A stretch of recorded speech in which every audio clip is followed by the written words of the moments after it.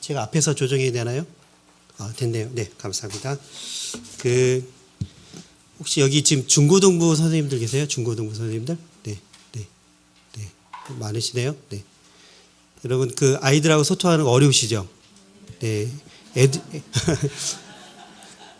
애들도 여러분이 어렵대요. 네, 여러분만 어려우신 게 아닙니다. 그래서 오늘은 좀 아이들 어떻게 하면 소통할 수 있을지에 대한 부분들을 좀 얘기 나누는데요. 그러니까 제가 혼자 뭐 정보를 전달해 드리는 것보다는 제가 강의 나눠 드렸잖아요. 그거 보시면서 제가 강의하는 도중에 좀 궁금하신 거 있으시면 그때 손 들고 질문하셔도 상관없습니다. 자, 먼저 옆에 있는 분하고 한번 인사 나누시고요. 네, 인사 한번 잘 오셨습니다. 네, 네, 하시고, 네, 이제, 자, 중간에 이제 저희가 좀 나눔이 있어요. 나누는 시간이 있기 때문에 마음에 안 드시면 지금 바꾸셔야 됩니다. 네, 그냥 그대로 합니다. 중간에 바꾸고 없습니다. 네, 이제 가위가위보를 먼저 하세요. 가위가위보. 가위가위보. 두 분씩 짝을 지어서 가위가위보. 가위가위보. 네. 자, 이기시면 손 들어보세요. 네. 자, 화면 띄워주시고요. PPT 화면. 자, 이기시면 손 들어보세요. 네. 믿음이 좋아서 이긴 것처럼 막 이렇게 하시는데, 그건 아닙니다. 네. 자, 이기신 분. 자, 이기신 분이 먼저 두 손으로 자기 눈을 가리세요. 네. 두 손으로 자기 눈을 가리세요. 네. 손가락 뿌리면 안 돼요. 여기 교회예요. 네. 자, 그럼 지신 분만 이제 모니터를 보시면 됩니다. 지신 분만. 자, 보셨죠? 네, 보셨죠? 네. 자, 이제 눈 뜨세요. 눈 뜨시고, 이제 거꾸로 이제, 이기신 분이, 진 분이 눈을 가리세요. 자, 이기신 분은 어디 봐야 돼요? 자, 앞에 보시면 되죠? 자, 보셨죠? 네. 자, 이제 눈 뜨시고요. 옆에 분들 좀 전에 가위바위보 했던 분 있잖아요. 그래서 내가 봤던 그림 기억나시죠? 그걸 이제 서로 설명하는 겁니다. 이제 설명하는데 막 설명하다가 조금 전에 그림에서 선생님 봤어요. 이런 얘기하면 안 돼요. 네, 아셨죠? 자, 옆에 있는 분하고 한번 얘기 나눠보세요. 시작. 네. 뭐 봤는지 얘기 나눠보세요.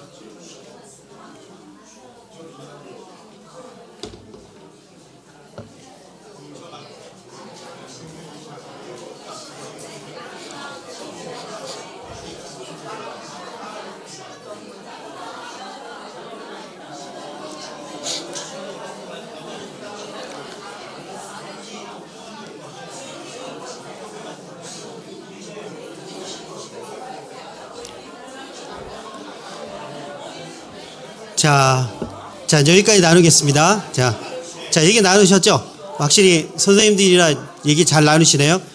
예. 자, 이제 제가 여기다 그림을 하나 보여드릴 겁니다. 잠깐만요. 싸우지 마시고요. 네, 그림을 하나 보여드릴 거예요. 그러면 그림을 보자마자 제일 먼저 보이는 걸 얘기하면 돼요. 뭘 얘기하라고요? 제일 먼저 보이는 겁니다. 하나, 둘, 셋.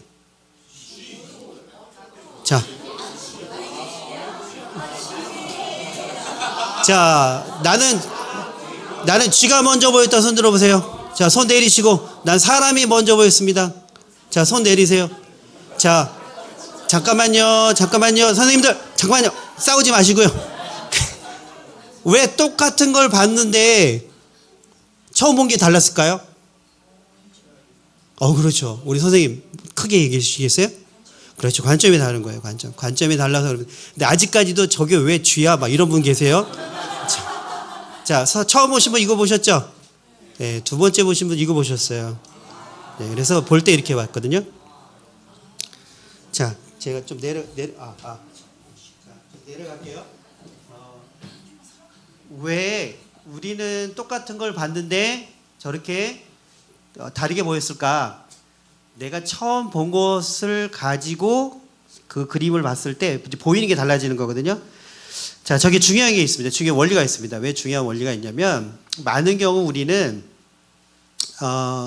우리가 어떤 것을 바라볼 때 기존에 있는 걸 가지고 바라볼 확률이 높아요. 그래서 여러분들 길거리 지나다 보면 처음 본 사람인데 괜히 기분 나쁜 사람 있죠. 그런 사람이 있잖아요. 나 처음 봤는데 괜히 기분이 나빠. 저 인간 왜 저리 그게 왜 그러냐면 예전에 나랑 별로 이제 사이가 안 좋았거나 좀 거시기 한 사람들하고 그게 이미지가 딱 떠오르면서 그런 거예요. 이게 뇌의 기능인데요. 여러분 하나님께서 우리를 만드셨을 때 제일 복잡하게 만드신 부분이 어딜까요? 그렇죠. 뇌예요. 뇌는 뭐 아무리 AI 인공지능하고 과학기술이 발달돼도 뇌는 만들기가 어려워요. 거의 불가능해요. 근데 우리 신체 중에 하나님께서 제일 또 단순하게 만든 데가 있어요. 어딜까요? 그것도 뇌예요. 뭐야 이거. 복잡한 게 뇌라는데 단순하게 뇌. 뇌는 이 기능이 다양한 거예요. 그래서 왜 여기 단순하냐면 아까 조금 전에 말씀드렸잖아요. 이게 이제 그 인지심리학, 뇌 과학에서 많이 나오는 건데 아이들이나 뭐 어른들 마찬가지입니다. 우리가 장기 기억이라고 그러죠. 장기 기억은 자꾸 이제 충격을 줘야 돼요. 계속 반복해서.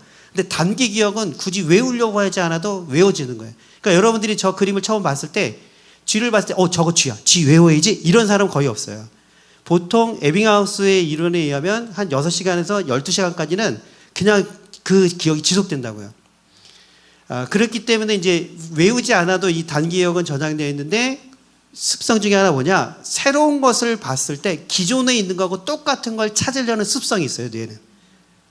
그렇기 때문에 뭔가 사물을 봤을 때 머릿속에서는 내가 무의식 중에 우리는 막 돌아가는 거예요. 저거 내가 어디서 봤는데, 어디서 기억했는데. 이런 부분들이 있거든요. 근데 이게 이제 형성이 되면 관점으로 형성되어집니다. 자, 근데 이 관점이 왜 중요하냐면 여러분 하나님의 전능하심을 믿으세요?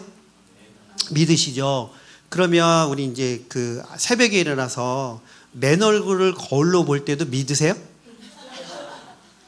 아니, 아멘 하셔야죠. 잠깐 편집. 네. 이거 녹화되는 거 아니죠? 자, 아침에 일어나서 맨 얼굴 볼 때도 믿으세요? 예. 네. 근데 이제 일반적으로 특별히 이제 아까 제가 중고등부 선생님 물어봤잖아요. 이제 청소년들은 이걸 믿기가 너무 어려운 거예요. 예. 왜냐하면 사회적 기준이 있습니다. 한국 사회는 사회적 기준이 3가지가 있는데요. 정체성을 규정하는 사회적 기준 3가지 중에 첫 번째가 뭐냐? 외모지상주의예요. 두 번째가 물질 만능주의입니다. 그러니까 물질 만능주의. 그래서 갑질이라는 단어는 한국에게밖에 없어요. 그 다음에 스펙 중심주의예요. 이게 바로 정체성이에요. 근데 아이들은 뭐냐면 뭐 스펙 중심이나 물질 만능은 이거는 어떻게 할 수가 없잖아요. 뭐 노력해도 되긴 돼요. 근데 이게 노력해서 안 되는 게 있어요. 이게 외모예요, 외모. 그러다 보니까 아이들이 이제 청소년기 때 이 외모에 되게 민감한 거예요. 그러니까 실제로 있었던 건데요. 제가 코로나 전까지는 한 10년 동안 중고등학교, 대학교 들어가서 진로 강의를 했었거든요. 근데 어느 날 이제 그 교실을 여자 고등학교에서 이제 가는데 화장실을 가려고 가는데 갑자기 옆반에서 어떤 한 친구가 막 동물농장 얘기를 하는 거예요. 뭐 강아지, 망아지 막 이렇게 얘기하면서 나중에는 에이 18 이러면서 뭐라고 얘기냐면 김태희 얼굴은 장난이 아닌데 내 얼굴은 장난이야 이러는 거예요. 그러니까 왜냐하면 이제 고등학교 이제 초중고는 다 뒤에 보면 거울이 있거든요. 이제 거기서 이제 자기가 외모를 이제 체크하다가 이제 그런 거예요. 그러니까 제가 또 호기심이 많거든요. 진짜 얼굴이 장난인지 확인하려고 이제 문을 열고 봤어요. 자, 어땠을까요? 너무 예뻤어요. 그래갖고 제가 저런 아이가 좀 우리 며느리 됐으면 좋겠다 이런 마음 들 정도로. 근데 왜 그 아이는 자기 얼굴 장난이라고 그랬을까요? 맨날 집에서 엄마 우리 딸 얼굴이 장난이네 막 이런 거 얘기하지 않았을 거 아니에요. 왜 그랬을까요? 기준이 어디 있었어요? 김태희에 있던 거죠. 그러니까 제가 볼 때는 객관적으로 봤을 때는 너무 예쁜데 그리고 화장도 잘했어요. 보통 학교에 가면 애들이 이게 그 선지자들이 있어요. 화장 선지자들. 그래갖고 어느 학교 가면 이게 전파가 돼요. 그래서 이게 화장인지 분장인지 뭐 변장인지 뭐 애들이 시간마다 변하거든요. 네. 근데 걔는 화장도 되게 옅게 하면서도 잘 어울렸어요. 근데 이제 기준이 어디 있었던 거예요? 김태희에 있던 거죠. 자, 이걸 변화시키는 방법을 이따가 후반부에 제가 말씀을 드릴 거예요. 아이들 정체성에 대한 부분들. 이게 똑같아요. 그 아이들이 교회에 온 거예요. 그럼 선생님들도 마찬가지예요. 선생님들 볼 때 스스로를 어떻게 평가하세요? 이게 되게 중요한 거예요. 소통은 기술이 아니에요. 소통의 출발점은 나를 어떻게 보고 상대방을 어떻게 보느냐 여기서 달린 거예요. 여러분 제가 예전에는 교육부 디렉터 오랫동안 청년사회고 교육부 디렉터를 오랫동안 했는데 11월 달이 되면 제가 신방을 안 했어요. 선생님들, 구역장들. 11월 달 되면 선생님들이 목사님 좋은 데서 밥 먹어요. 처음엔 순진하게 갔다가 그 다음부터는 11월 달에 뭐 좋은 데서 밥 먹고 나면 꼭 하는 말이 있어요. 무슨 말이에요? 그렇죠. 안식년 갔겠대요, 자기가. 나도 못 가는 안식년을 자기들이 갖겠다는 거예요. 그래갖고 그다음부터는 제가 11월 달에는 교사들, 뭐 청년부 리더들, 구역 강사 절대 신방 안 했어요. 저는 이제 성결교 목사인데 사무총회라고 그러거든요. 저희는 그게 다 끝나고 이제 그 총회록에 인쇄가 다 될 때, 초등부 교사 누구 이렇게 인쇄가 다 됐을 때 그때 신방을 했어요. 그때는 좀 어떻게 할 수가 없잖아요. 무조건 1년 가야 되니까. 그러니까 선생님들도 그런 거예요. 내가 했는데 우리 애들은 줄고 애들은 막 싸우고 나도 애들하고 갈등이 있고 나는 교사가 아닌가 봐. 자꾸 성과하고 아이들 숫자에 나라는 선생님에 대한 능력을 평가하고 거기다 정체성을 맞추니까 어떻게 돼요? 하나님이 나를 부르셨다는 소명보다는 소명에 대한 정체성이 아니라 자꾸 뭐 하는 거예요? 성과. 거기에 매몰되니까 저 선생님은 애들도 많고 막 분만도 한데 근데 나는 뭐 점점 가면 갈수록 몸무게는 안 줄어드는데 애들은 줄어 막 이러면서 거기에 나를 맞추니까 어떻게 되는 거예요? 난 교사가 아닌가 보다. 이렇게 되는 거죠. 이건 대단히 중요합니다. 아이들 교육도 마찬가지예요. 교회 교육의 가장 중심적인 것은 하나님의 관점으로 아이들이 스스로 자기를 볼 수 있어야 돼요. 이게 열쇠입니다. 교회 교육은 다른 게 아니에요. 말씀을 잘 가르치고 기도 열심히 하고 뭐 신앙생활 열심히 잘하는 건 되게 중요한데 그 안에서 정말 하나님의 말씀, 하나의 관점으로 자기를 볼 수 있도록 하는 것 되게 중요한 거예요. 그러려면 누가 먼저 그렇게 해야 돼요? 그렇죠. 교사인 선생님들이 우리가 먼저 해야 돼요. 나뿐만 아니라 학생들한테도 하나님의 형상으로 창조된 존재라는 그 존재의식으로 볼 때 어떻게 돼요? 소통이 출발될 수 있는 거예요.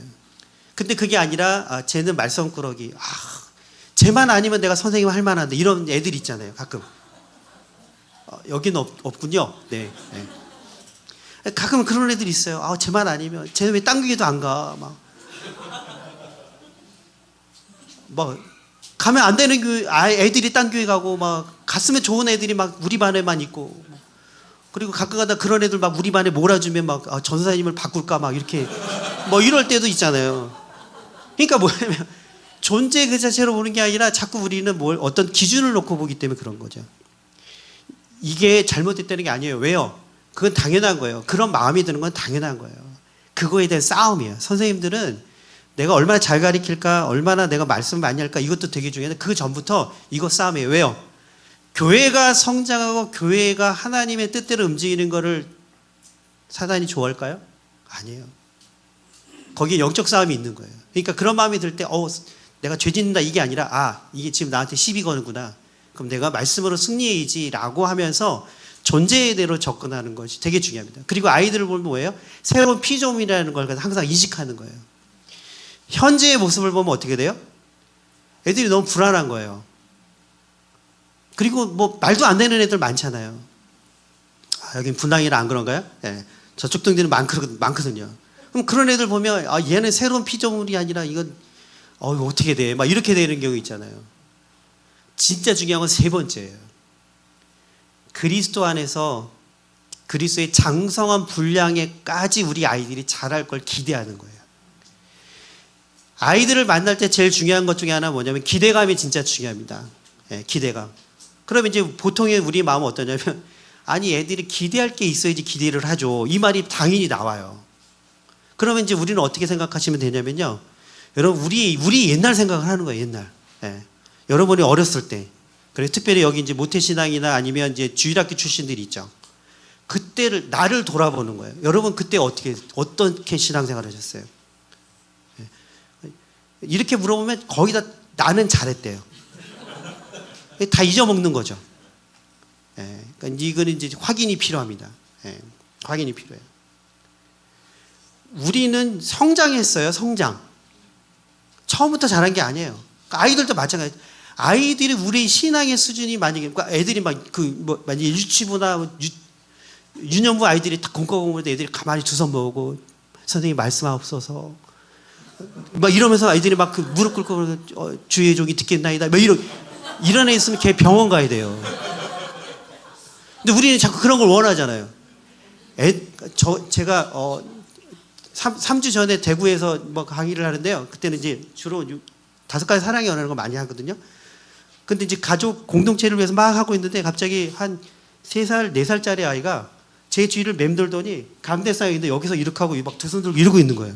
그러니까 부모님이 안절부절 못하고 어른들이. 그러니까 제가 두라고 그랬어요. 뭐 제 앞에 와서 여기다 막 붙잡고 늘어지고 그래 빨리 끝낼게 막 이러면서 내가. 애들은 그게 정상이에요. 아이들을 어른처럼 행동하는 걸 원하는 거는 그거는 아이들 발달해서 문제가 있는 겁니다. 아이는 아이다워야 되는 거예요. 애들이 산만해요? 애들의 성향이 산만한 애들도 있고요. 조용한 애들도 있어요. 그러면 그걸 갖다가 그대로 보고 그 아이가 변화될 거라고 생각하는 기대감이 되게 중요하다는 거죠. 물론 힘들어요. 왜요? 그 시간이 우리가 생각한 것 이상으로 길기 때문에 그래요. 우리는 기도 한번 애한테 딱 안수기도 한번 하면 얘가 딱 변해갖고 갑자기 사도 바울이 되고 이러면 얼마나 좋아요. 그게 안 된다고요. 우리도 안 된다는데. 그래서 뭐예요? 여기에는 인내가 필요한 거예요. 여러분 고린도서 13장의 사랑은 왜 첫 번째 단어가 오래 참고가 나왔어요? 그게 제일 중요하기 때문에 그런 거예요. 교사는요 다른 게 아니에요. 제가 볼 때 뭐 다 의견이 다르겠지만 제가 볼 때 교사는요 버티면 승리하는 거예요. 버티면 승리하는 거예요. 네. 그게 중요하다는 거죠. 사도행전 11장 23절의 말씀을 여러분들이 나중에 한번 가서 보시면 좋을 텐데요. 많은 분들은 저 11장의 본문에 자꾸 안디옥 교회만 흥분해요. 제가 안디옥 교회 이야기거든요. 그럼 안디옥 교회 뭐냐면 그 뒷부분에 28절 9절에 보면 그리스도인이나 칭함을 받다라는 여기에 막 흥분해갖고 와 그래 우리도 안디옥 교회처럼 그리스도인이 돼야 됩니다 막 이렇게 되거든요. 근데 저기에 그 비밀이 있어요. 출발점이 뭐냐면 바나바가 파송이 됩니다. 근데 사도들이 예루살렘 교회를 어떻게 하냐면 비울 수가 없었어요. 그래서 예루살렘 교회를 사도들은 지키고 대신 안디옥에 놀라운 사건이 일어나니까 가갖고 어떻게 했냐면 바나바 확인하러 갔어요. 갔는데 제일 먼저 도착해서 어떤 일을 했냐면 초신자예요. 이방인들이에요. 그러니까 문화나 아니면 신앙의 수준이나 이런 게 다 달라요. 그러니까 이렇게 생각하시면 돼요. 아이들이라 생각하시면 돼요. 아이들. 자, 그러면 여러분 선생님들 아이들이 떠들고 뭐 교회 문화가 어색하고 예배 시간에 뭐 지금 일어나야 되는데 뭐 여기 막 들어놓어 있고 그리고 조용히 기도하는데 갑자기 뒤에서 와 막 이렇게 소리 지르고 그럼 여러분 딱 처음 드는 생각이 뭘까요? 그렇죠. 내보내야죠. 내보내는 건 신사적인 거죠. 이제 몸이 먼저 반응하는 경우도 있죠. 이렇게 조용히 하라고 막 이렇게. 자, 근데 바나바는 11장 23절에 보면 딱 도착하자마자 제일 먼저 행동했던 게 있어요. 뭐예요? 하나님의 은혜를 보고 기뻐했다고 그랬어요. 여러분 초신자하고 이방인을 얼마나 가르쳐주고 싶은 게 많겠어요. 지금 눈 뜨면 안 돼요. 눈 감아야 돼요. 기도할 때 지금 말씀을 두루마리 이거 율법을 갖다가 필 때는 전부 다 일어나야 돼요. 규칙과 법칙과 문화에 대해서 얼마나 가르쳐주고 싶고 잘못된 걸 바로 잡고 싶어하는 게 유대인들의 특성이라고요. 그러니까 오죽하면 바리새인들이 예수님한테도 시비 걸었잖아요. 쟤네들 왜 손 안 씻고 먹어요? 뭐 이런 거 있잖아요. 그게 유대인들의 문화였어요. 그런데 제일 첫 번째 했던 게 뭐예요? 하나님의 은혜를 보고 기뻐했다고 그랬어요. 이게 중요한 겁니다. 여러분 은혜를 보고 기뻐하고 그 다음에 뭐라고 하냐면 굳은 마음으로 주께 붙어있으라 고난이 교육이 나중에 갔어요. 세상은 어때요? 거꾸로예요. 세상은 수준과 자격과 재능과 능력이 어느 정도 일정하게 수준이 다르면 그때 칭찬해줘요. 그때 그걸 인정해줘요.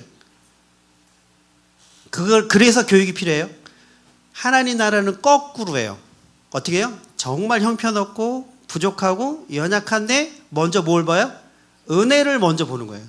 그런 다음에 교육이 들어가는 거죠. 이게 거꾸로예요. 세상은 뭐냐면요. 어느 정도 자격과 조건과 능력에 따라서 그걸 칭찬해 인정해주고 격려해주고 사랑해 이렇게 나오죠. 그러나 하나님 나라는 어떻게 해요? 거꾸로예요. 사랑을 먼저 줘요. 사랑 받을 만해서 사랑하는 게 아니에요. 칭찬 받을 만해서 칭찬받는 게 아니에요. 우리가 아직 죄인 되었을 때 예수 그리스도께서 우리를 위해 십자가 못 박혀 돌아가셨어요. 자, 그러니까 조건과 능력에 상관없이 먼저 하셨어요. 그리고 우리를 뭐라고 그랬어요? 의인이라고 칭했어요. 네. 여기 장로교니까 더 그게 강하잖아요. 예정론. 이거에 중요한 거예요. 아이들을 볼 때. 아이들의 벌써 그 아이들 가운데 있는 그 은혜를 먼저 보는 거예요. 아주 작은 은혜를 할지라도 보고 그 은혜가 어떻게 해요? 그리스도의 장성한 분량에 이르기까지 커 나갈 수 있도록 선생님들이 필요한 거죠. 그래서 여러분들의 역할이 정말 중요한 거예요.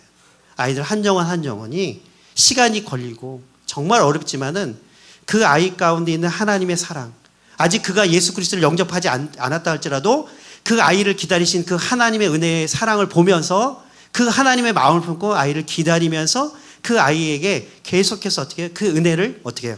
기다리는 거죠. 이미 은혜가 임했다면 그 은혜를 보고 기뻐하는 거죠. 그것이 바로 뭐예요? 선생님들이 해야 될 마중물의 역할이라는 거죠. 여러분, 이게 가장 중요합니다. 그 다음에 지금 이후에 하는 제가 이제 어떤 그런 스킬들은 이게 정립이 되어 있지 않으면 그건 소용이 없어요. 그래서 여러분, 우리 모두가 먼저 하나님의 은혜 가운데, 그래서 선생님들이 계속해서 교사의 역할을 감당할 수 있는 것 중에 하나는 뭐냐면, 중요한 거는 다른 어떤 스킬이나 어떤 방법론이나 어떤 공과금을 준비하는 거 이런 것들도 되게 중요한데, 그 전에 먼저 내가 하나님의 은혜 가운데 머무는 게 제일 중요한 거예요. 그럴 때 어떻게 해요? 그 은혜를 흘려보내는 거예요. 그러면 방법이 서툴어도 상관없어요.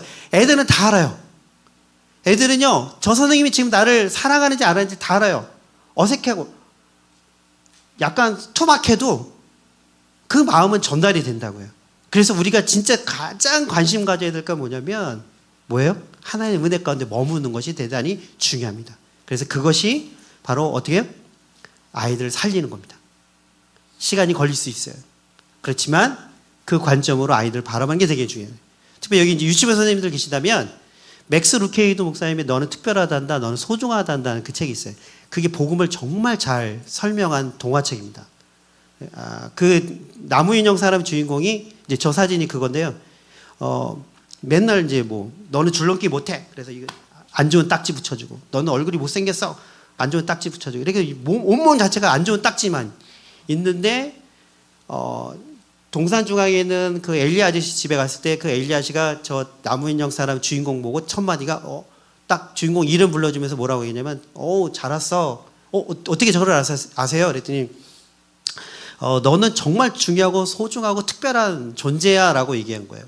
저는 맨날 이렇게 애들한테 왕따 당하고 지적당하고 아무것도 가진 게 없는데요. 근데 그 말을 하면서 그 뒷말이 중요한 거예요. 왜냐하면 내가 너를 만들었기 때문이지 이거예요. 엘리야 씨가 누구예요? 하나님이에요. 예. 그러니까 하나님의 관점으로 아이들을 보고 그 아이들을 기대하고 기다리고 우리가 그 말씀으로 기도로 양육하는 거 그것이 중요하다는 것이죠. 그럴 때 어떻게 돼요? 아이들의 변화가 시작됩니다. 예.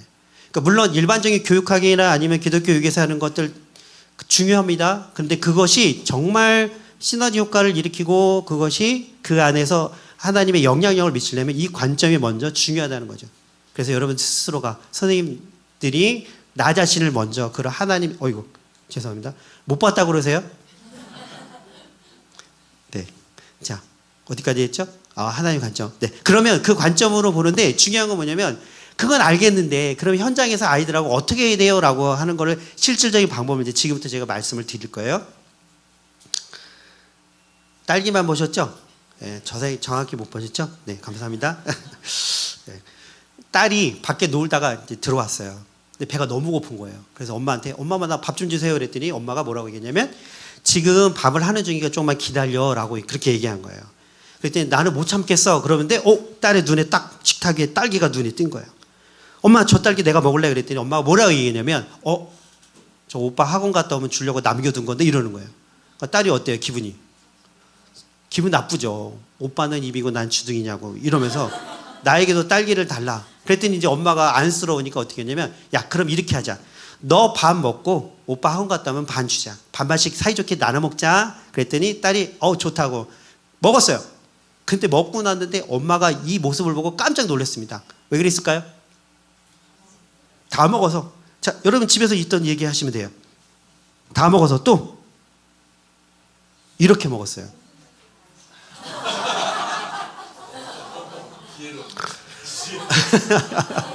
자, 여러분 엄마가 잘못했어요? 딸이 잘못했어요? 둘 다 잘못했어요. 네. 보세요. 엄마는 어떻게 하라고 그랬어요? 밥 먹으라고 그랬죠. 딸은 어떻게 먹었어요? 밥 먹었잖아요. 그럼 잘못된 거 없잖아요. 엄마는 엄마대로 말하고 딸은 딸대로 했잖아요. 근데 사진만 보면 뭐예요? 이상하죠. 우리가 볼 때. 자, 이게 보통의 커뮤니케이션의 결과물입니다. 우리는 흔히 뭐냐면 내가 이해한 건 상대방이 다 알 거라 생각해요. 그럼 상대방 어때요? 자기가 추측을 해서 내가 행동한다고 그러죠. 그렇지만 말하는 사람과 듣는 사람의 뭐가 차이가 나요? 결과물이 차이가 나는 거예요. 자, 부모와 자녀, 어른과 아이들만의 소통이 저렇게 될까요? 그렇지 않아요. 어른들도 그런 경우 많이 있어요. 예, 어른도 남편이 이제 회사에서 퇴근하면서 비가 부슬부슬 오니까 오늘따라 감자전이 땡긴다고 전화했어요. 여보, 내가 지금 들어가니까 감자전 좀 부쳐줘. 그랬더니 뭐라고 얘기했냐면 부인이 꼭 이 인간이 내가 밖에 있을 때만 전화한다고. 당신이 먼저 들어가니까 감자 먹을 만큼만 깎아놔. 지난번처럼 다 깎아놓으면 버리니까 이번에 다 깎아놓지 말고 반만 깎아놔. 이랬어요. 어떻게 깎았어요? 네, 그래 여러분의 믿음대로 이렇게 됐습니다. 자, 이게 왜 그러냐면 말하는 사람은 자기의 생각을 알아요. 그걸 의도라고 그러거든요. 제 나눠드린 강의한 이제 빈 강의 공간 이런 데 넣으시면 됩니다. 내가 말하는 그 생각은 나는 알아요. 내가 뭘 말할지. 그걸 의도라고 그럽니다. 근데 우리는 그 생각과 의도를 밖으로 표현을 하죠. 그러면 이 표현을 갖다가 말하는 사람은 주의해야 되는데 대부분의 경우 내 의도와 표현을 갖다가 그렇게 깊게 생각 안 해요. 내가 말하면 어떻게 해요? 상대방이 알아듣겠지라고 생각합니다. 근데 이게 잘 안 되니까 어떤 말을 하냐면 아니 그게 아니라 이런 말을 자주 해요. 그리고 나 심하면 어떻게 얘기하면 아니 이렇게 말귀를 못 알아듣냐? 이렇게 나오는 거예요. 여러분 말귀를 못 알아듣기보다는 말귀를 못 알아듣도록 어렵게 얘기해서 그래요.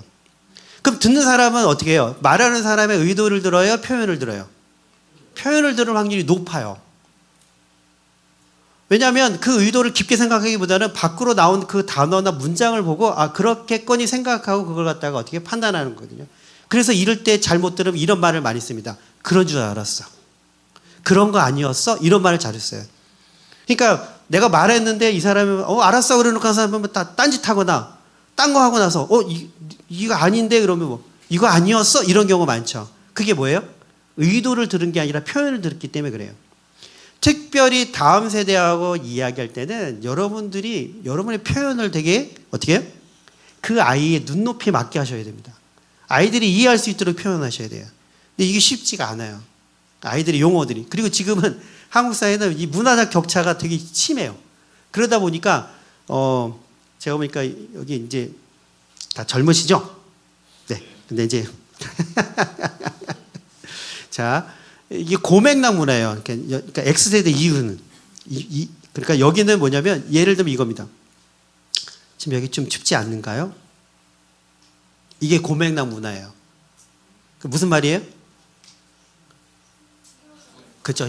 추우니까 히터 트라는 말을 히터 트세요 말을 못하고 어떻게 해요? 여기 좀 춥지 않아요? 뭐 이렇게 얘기하는. 근데 그 밑에 세대는 저맥락 문화예요.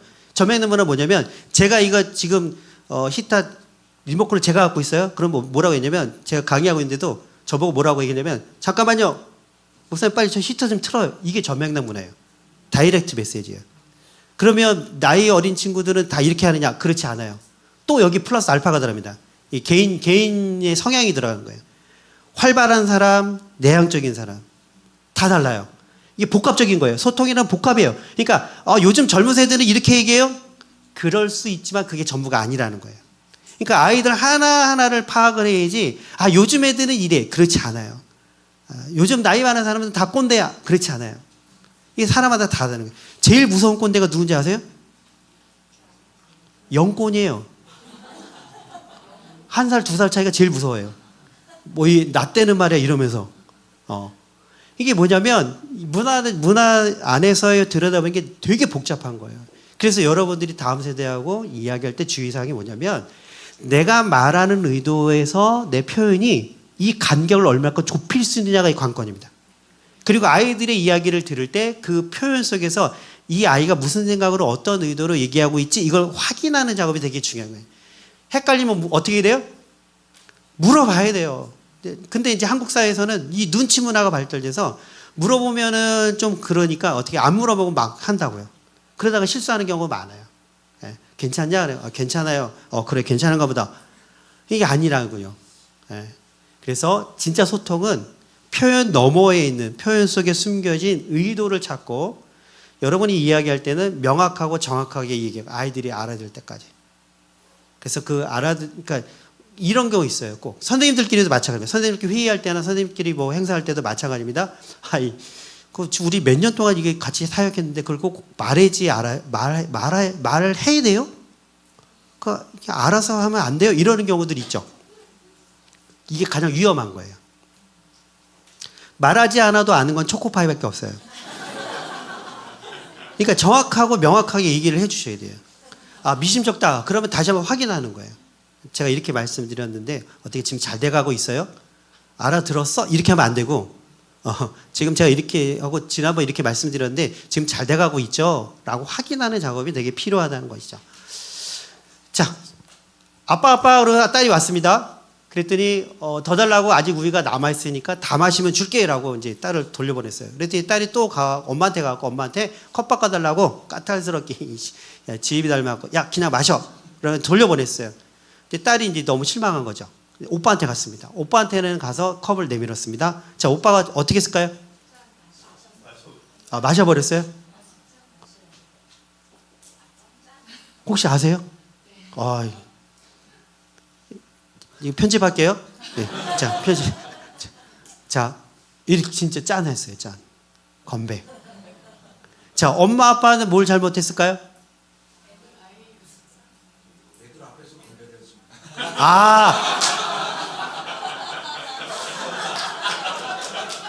저는 선생님 같은 저는 대답 되게 좋아요. 예측 이렇게. 그러니까 아이들은 다음 세대하고 어울리려면요. 이게 예측하면 안 돼요. 이게 예측이 불가해야 돼요. 예. 많이 건배. 여러분 이제 집에서 건배 이렇게 애들 안 볼 때 건배하세요? 네. 엄마 아빠는 잘못했다기보다는 평소에 딸이 저런 이유 때문에 가져왔을 확률이 높습니다. 그러니까 어떻게 한 거예요? 경험에 의해서. 자, 소통에서 우리가 교사로서 부모로서 소통할 때 가장 경계해야 될 것 중에 하나가 뭐냐면요. 심판자의 자세를 갖는 겁니다. 내가 이미 다 알고 있어. 내가 너를 알았으니까 다 알고 있어. 내가 너를 지금 유년부에서 내가 지금 몇 년 동안 내가 너를 갖다가 학생으로 선생님으로 내가 너를 가르쳤는데 선생님하고 나는 우리 분당 우리 교회에서부터 지금까지 여기까지 계속 지금 10몇 년을 같이 있었는데 이게 맞을 수도 있지만 때로는 소통의 장애물이 될 수 있다는 거죠. 이러다 보면 자꾸 옳고 그름을 따지게 됩니다. 맞다 틀리다를 따지려고 하는 것이 나오게 되고요. 그리고 상대방을 평가하게 됩니다. 지난번 안 했는데 너 이번에 왜 이래? 이렇게 되어집니다. 그러면 특히 아이들하고는 이렇게 접근하다 보면 아이들이 마음의 문이 닫혀요.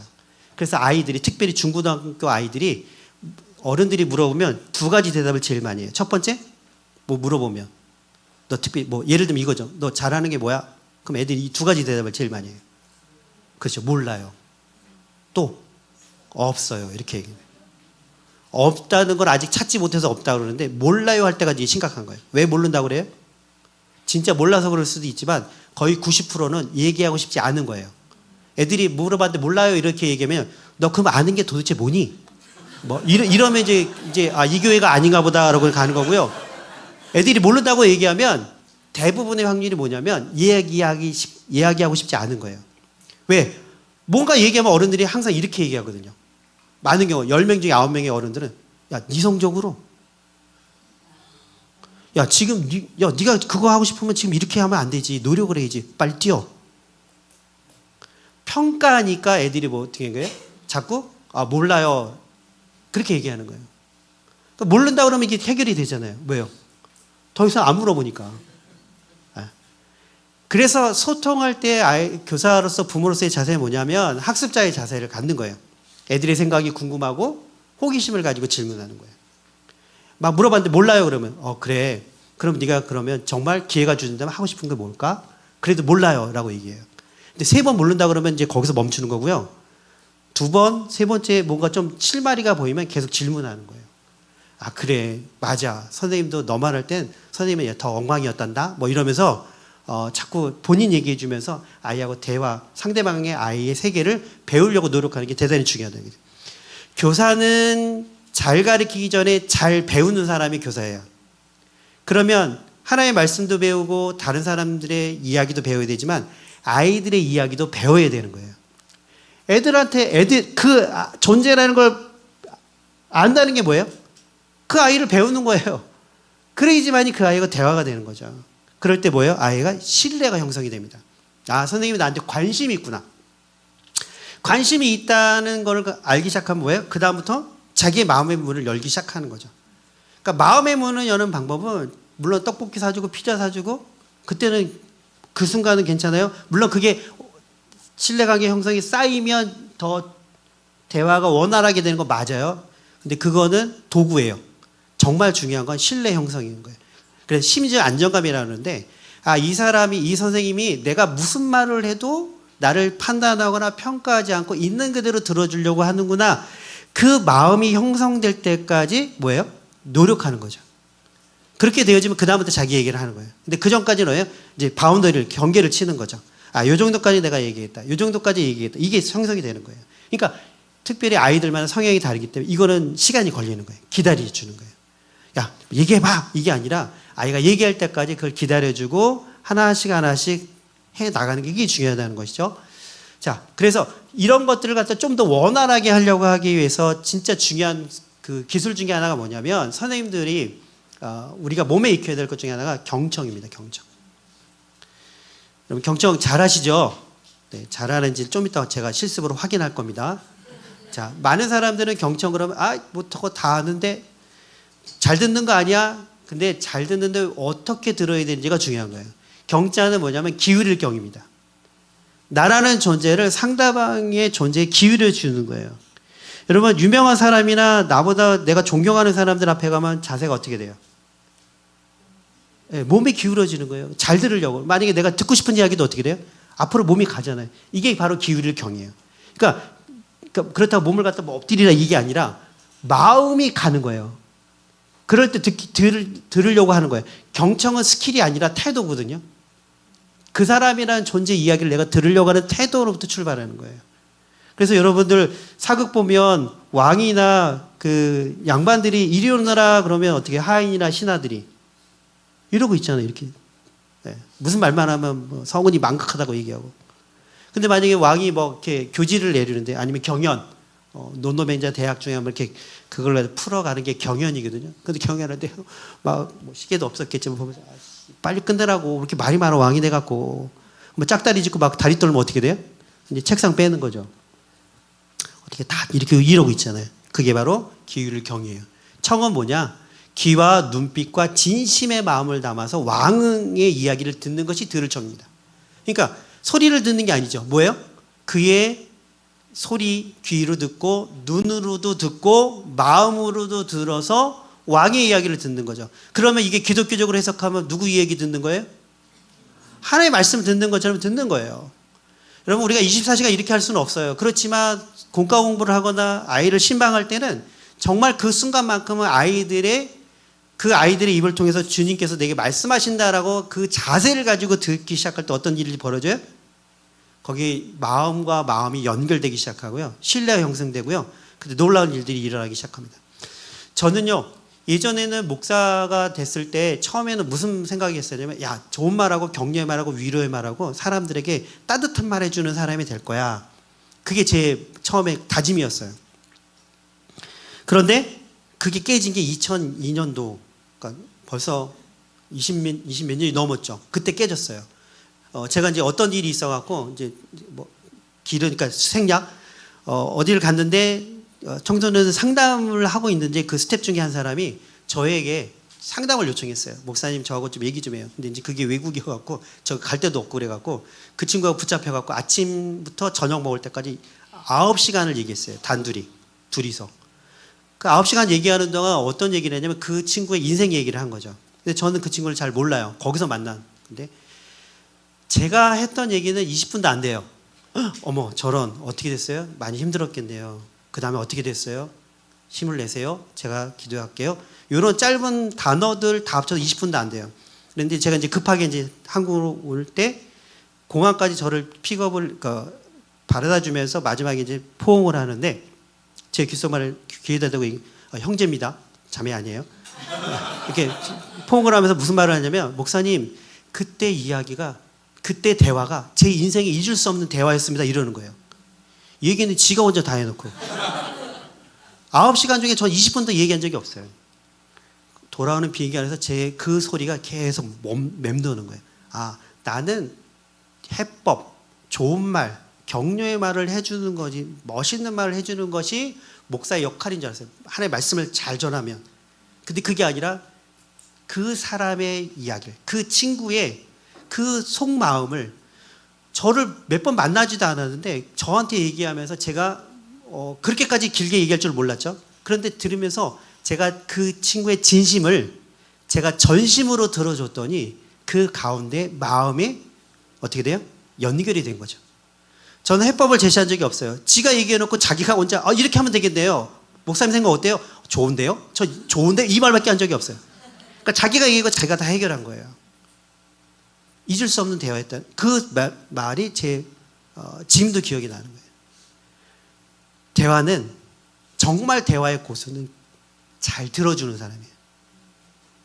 100마디 말보다 그의 마음을 정말 전심으로 들어줄 때 그 사람이 변화하는 거죠. 그러니까 여러분들이 교사 역할, 저는 말을 잘못해서 교사를 하기가 힘들어요. 전 성경 지식이 짧아요. 저는 애기들한테 얘기할 때 무슨 말을 할지 모르겠어요. 그게 장점이 될 수도 있어요. 잘 들으세요. 아이들의 이야기를 잘 듣는 겁니다. 그럼 뭘 들어야 되느냐? 3가지를 들어야 돼요. 첫 번째 역지사지입니다. 아이의 생각의 의도를 존중하는 거예요. 학생의 입장이 돼서 학생의 기대와 의도, 가치관, 세계관을 헤아려 보는 겁니다. 여러분 아이들은 공교육 속에서 아니면 가정교육에서 그다음에 친구 또래에서 여러 가지 생각들을 지금 정리하는 시기입니다. 그러다 보면 어때요?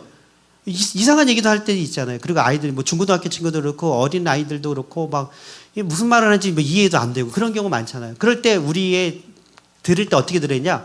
그거를 갖다 어떻게 해요? 판단하거나 정죄하는 게 아니라 그렇게 생각할 수도 있구나라고 어떻게 해요? 받아들이는 거예요. 맞다 틀리다는 나중에 해결하는 겁니다. 그래서 처음에는 야, 너 교회 다니니까 그런 얘기하면 안 돼. 하나님 믿는 사람이 그런 생각하면 안 돼. 그거는 하나님 기뻐하지 않으셔. 맞죠? 근데 그거는 어떻게 해요? 나중에 해결하는 거지. 처음에는 그러는 거죠. 만약에 예를 들어서 여러분들이 공과목을 하고 있는데 애가 갑자기 선생님 오늘 같은 날 이 벚꽃 피는 날 이 칙칙하게 교회 안에서 이게 뭐냐고 빨리 나가서 벚꽃 보고 사진 찍고 오늘 선생님이 기분이 좋을 것 같으니까 선생님이 피자 쏘세요. 이렇게 얘기하면 어떻게 해요? 이게 지금 공과공부 하나의 말씀 전하는데 너 그렇게 배웠어? 이렇게 말하고 싶지만 어떻게 하는 거예요? 맞아. 선생님도 오늘 같은 날 벚꽃 피고 그러게 하고 싶어. 그리고 나서 그 다음 말이 중요해요. 어떻게 말하면 좋을까요? 그거 이따 말씀드릴게요. 이따는 뭐냐면 애들의 마음을 헤아리는 거예요. 생각을. 맞다 틀리다가 아니라. 그럴 때 얘기가 통하는 거예요. 저는 아직도 기억에 남는 친구가 있어요. 지금 이제 거의 그 친구가 40대 후반의 안수 집사님인데 제가 전도사 때 처음 전도사 갔을 때 그 친구가 중학교 2학년이었어요. 중학교 2학년 말만 들어도 어때요? 피곤하잖아요. 그 친구가 저한테 처음 질문한 게 이거였어요. 전사님 아담한테는 배꼽이 있었어요? 자 여러분 어때요? 아담한테 배꼽이 있었어요? 중학교 2학년 애가 지금 우리 그 중고등부 선생님한테 물어봤어요. 여러분 어떻게 대답하시겠어요?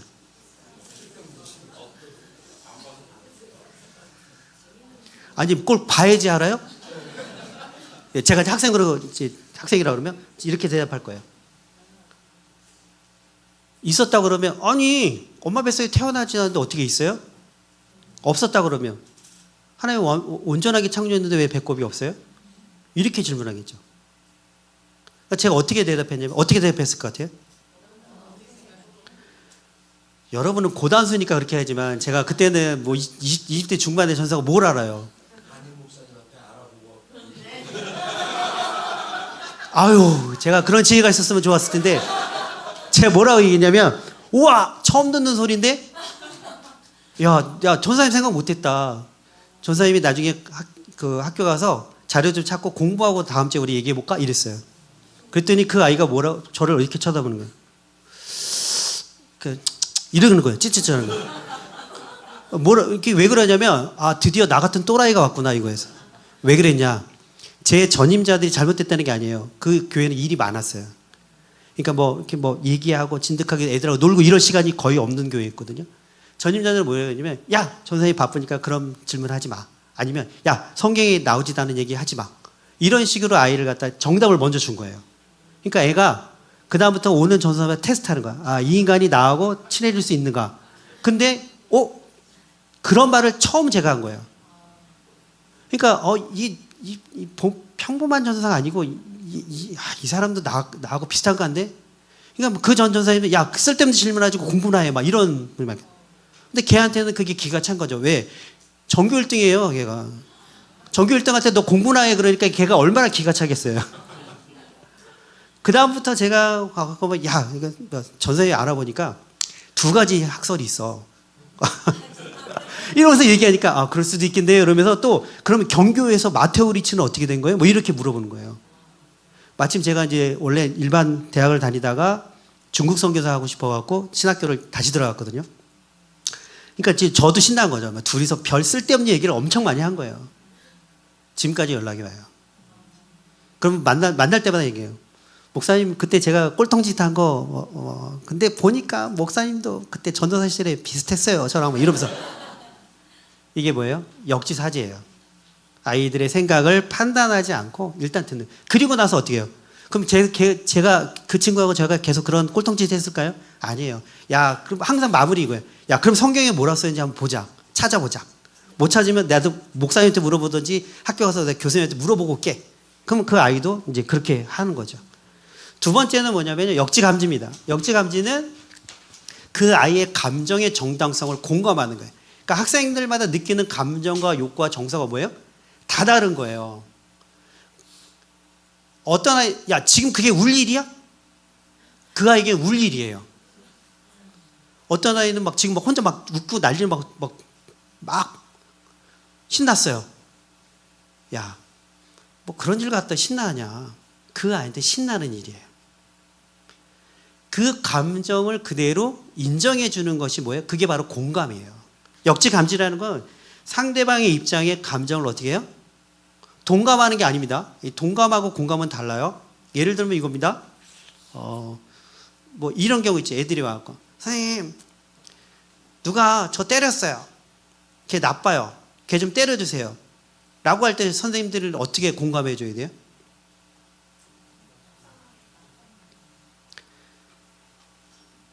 어떻게 공감해 주면 좋을까요? 야, 이제 시작이야. 걔는 선생님 나도 때려. 걔가 작년에 우리 반에 십자가였어.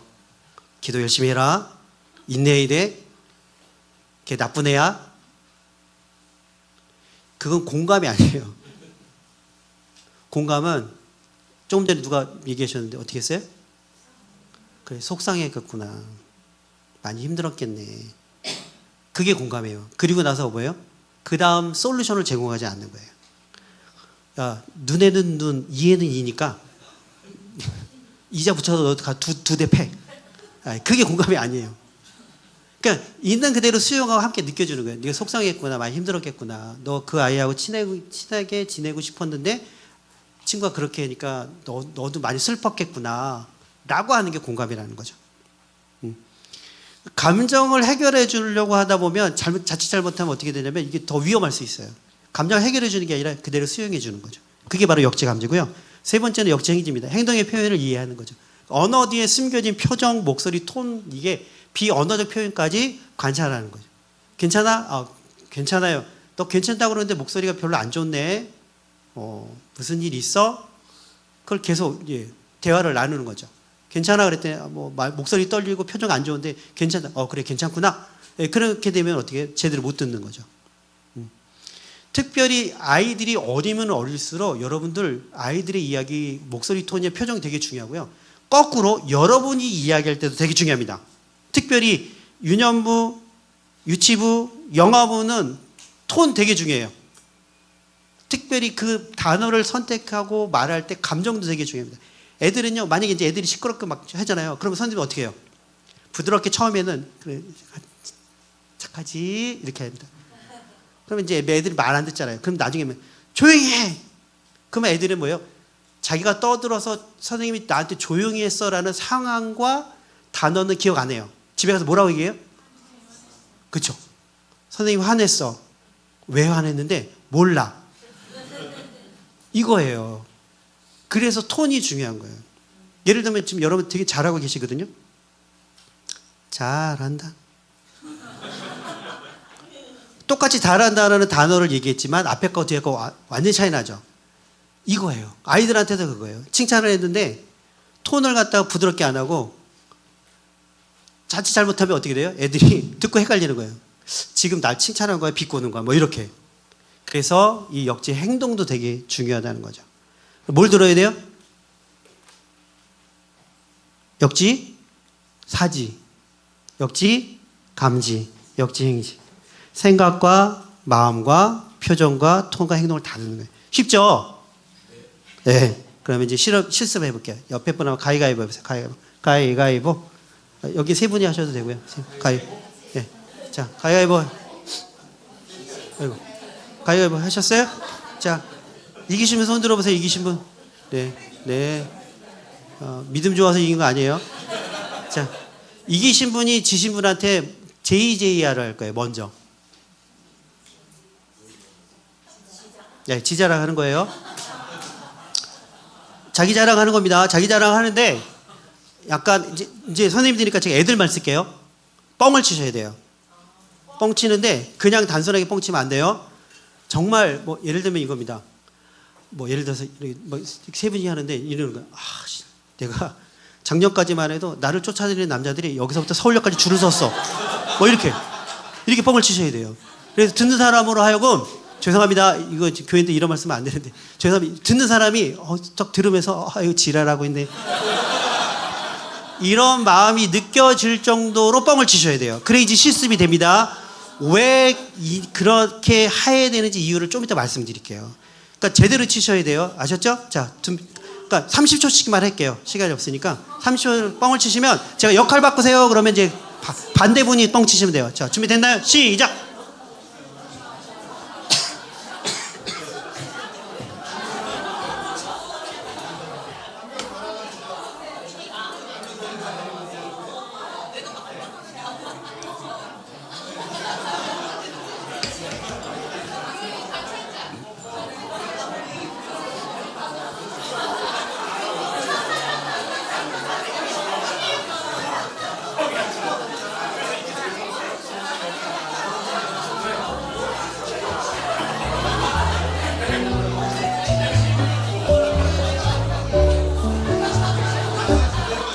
자, 역할 바꾸세요. 역할 바꾸셔서.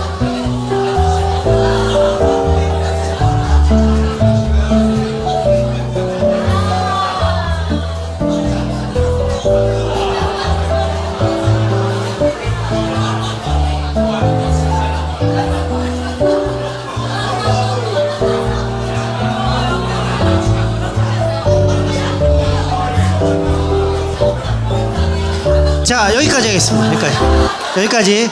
자, 나에게 멋진 뻥을 치신 선생님들에게 박수 한번 쳐주시고. 자, 이제 지금부터가 중요합니다. 왜 이걸 했는지. 자, 첫 번째, 여러분이 뻥을 치셨을 때 느낌이 어떠셨어요? 부끄럽고 쑥스러웠죠. 네. 그리고 뭐 말도 제대로 못하고 듣는 분은 계속 해봐 이러는데. 네. 그다음에 이제 교회 문화 가운데 하나 바뀌어야 될 것 중에 하나가 뭐냐면 이거예요. 자랑하라 그러면 어떤 마음이 드냐면 겸손과 자랑을 착각하는 분들 계세요. 여러분 뭐가 겸손이에요? 막 예를 들어서 좀 자랑 좀 해보세요. 뭐 자랑할 게 저 없어요. 전 죄인 중에 계세요. 막 죄인 중에 계세요는 사도 바울이지 우리가 아니에요. 겸손을 자꾸 겸손과 자기 비하를 갖다가 혼동하는 경우가 많아요. 겸손은 자기 비하가 아니에요. 성경에서 말하는 겸손은 뭐가 겸손이냐면 여러분 빌립보서에 보면 각각 자기 일을 하면서 각각 자기보다 남을 낮게가 아니에요. 로가 아닙니다. 낮게 여기는 거예요. 높이는 거예요. 세상은 어때요? 세상은 다 까죠. 그걸 애들 전문용어로 디스한다고 그러거든요. 그러니까 자기가 잘못해놓고 얘가 더 나쁘네 뭐 이렇게 어떻게 낮게 여기는 거죠. 그럼 하나님 나라는 낮게 여기는 거죠. 나는 어때요? 변함이 없어요. 겸손은 타인을 높이는 게 겸손입니다. 나는 있는 그대로 하나님이 주신 은혜의 것을 가지고 얘기하면 되는 거예요. 그리고 타인을 높이는 거예요. 그럼 타인을 높일 때 어떻게 해야 돼요? 그 사람 자랑하면 되고 칭찬해 주면 되는데 꼭 어떤 마음이 들어요? 뭐 너만 그거 할 줄 알아? 뭐 이러면서 누가 자랑하면 아이고 네 부모 잘 만나서 그렇지, 너 빽이 있어서 그렇지, 꼭 어떤 이유를 달잖아요. 그냥 있는 그대로 그래 축하해 잘해 이게 아니잖아요. 그게 겸손하지 않은 사람인 거예요. 겸손한 사람은 다른 사람을 잘한 거를 갖다 어떻게 해요? 높여주는 거예요. 더 높여주는 비행기 띄워주는 거예요. 그게 겸손이에요. 또 하나 이제 중요한 건 이겁니다. 들을 때 어떻게 들으셨어요? 상대방 이야기 들을 때 경청을 했어요? 네. 이게 있잖아요. 그러니까 제가 일반 기관에서 할 때 이게 되게 재밌게 해요. 정말 현란한 저런 뻥도 있나? 뭐 이런 정도. 근데 교회는 그게 잘 안 되는 거예요. 다 겸손해서. 이게 왜 그러냐면 여러분 다음 세대 친구들뿐만 아니라 우리가 소통이 안 되는 이유 중에 하나가 말 같은 말만 들어서 그래요. 왜 소통이 안 돼요? 말 같지도 않다고 생각하고 판단하기 때문에 그런 거예요. 상대방이 열심히 뻥 쳤어요. 그러면 어이구 맞다. 이게 아니라 뭐죠? 지랄하고 있는 이거잖아요. 그러니까 뭐예요? 이거 있을 수 없는 얘기야. 그러니까 내가 논리적으로 내 판단에서 그게 납득이 되지 않으면 듣지 않는다고요. 다음 세대 친구들과 얘기할 땐 이게 더 심합니다. 애들이 뭐 얘기하면 뭐예요? 어떻게 반응해요? 그래 너 할 수 있어. 이게 한번 아까 얘기했잖아요. 네 성적에 지금 네가 이렇게 하고 저는 나중에 사도바울 같은 사람 될래요. 그래 너 죄는 맞는데 그건 아니야. 뭐 이래. 뭐 어떻게 돼요? 자꾸 그렇게 판단하고 어떻게 되니까 어떻게 그 아예 그 다음에 기대를 하지 않는 거죠. 애들은 말 같은 말만 할까요? 말 같지도 않은 말이 더 많아요. 아까 제가 얘기했잖아요. 저 중학교 2학년 이렇게 아담에 배꼽이 있었어요? 말 같지도 않은 말이잖아요. 그때 어떻게 반응하는 거예요? 말 같지도 않은 말을 들으려고 하는 게 경청이에요. 거기서부터 대화가 시작되는 겁니다. 대화가 단절되는 이유 중에 하나는 뭐냐면 말 같은 말만 내가 골라서 듣는 거예요. 그것만 들으려고 하는 거예요. 그러니까 어떻게 돼요? 전체를 못 듣고 어떻게 해요? 부분만 듣는 거죠. 그러다 보니까 그 마음과 그 상황과 전체적으로 이해 못해서 미스커뮤니케이션이 나오는 거죠. 그래서 경청을 어떻게 듣느냐? 맥락적 경청을 우리가 추구해야 됩니다. 이게 단계가 있어요. 잠깐만 지금 우리 1시간이 지났는데 어떻게 쉬었다 갈까요? 어떻게 계속 갈까요? 그래 쉬었다 갈까요? 네, 한 5분만 쉬겠습니다. 5분만 쉬고 5분 쉬고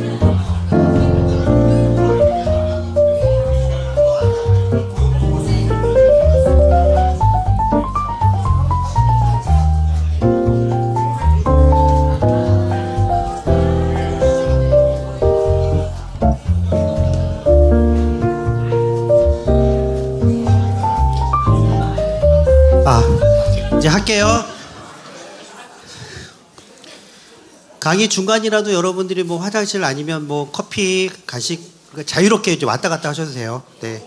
그런 그거에 대해서는 괜찮습니다. 네. 중간에 질문하셔도 상관없고요. 네. 물론 강의 끝나기 전에 질문 조금 받을 수도 있을 것 같은데요. 그 전에도 하셔도 상관없습니다.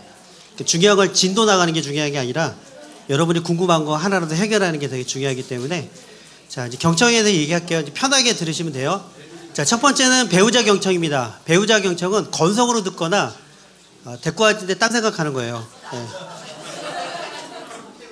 이게 뭐냐면요. 남편이 신문을 보다가 이렇게 질문했어요. 부인한테. 아, 왜?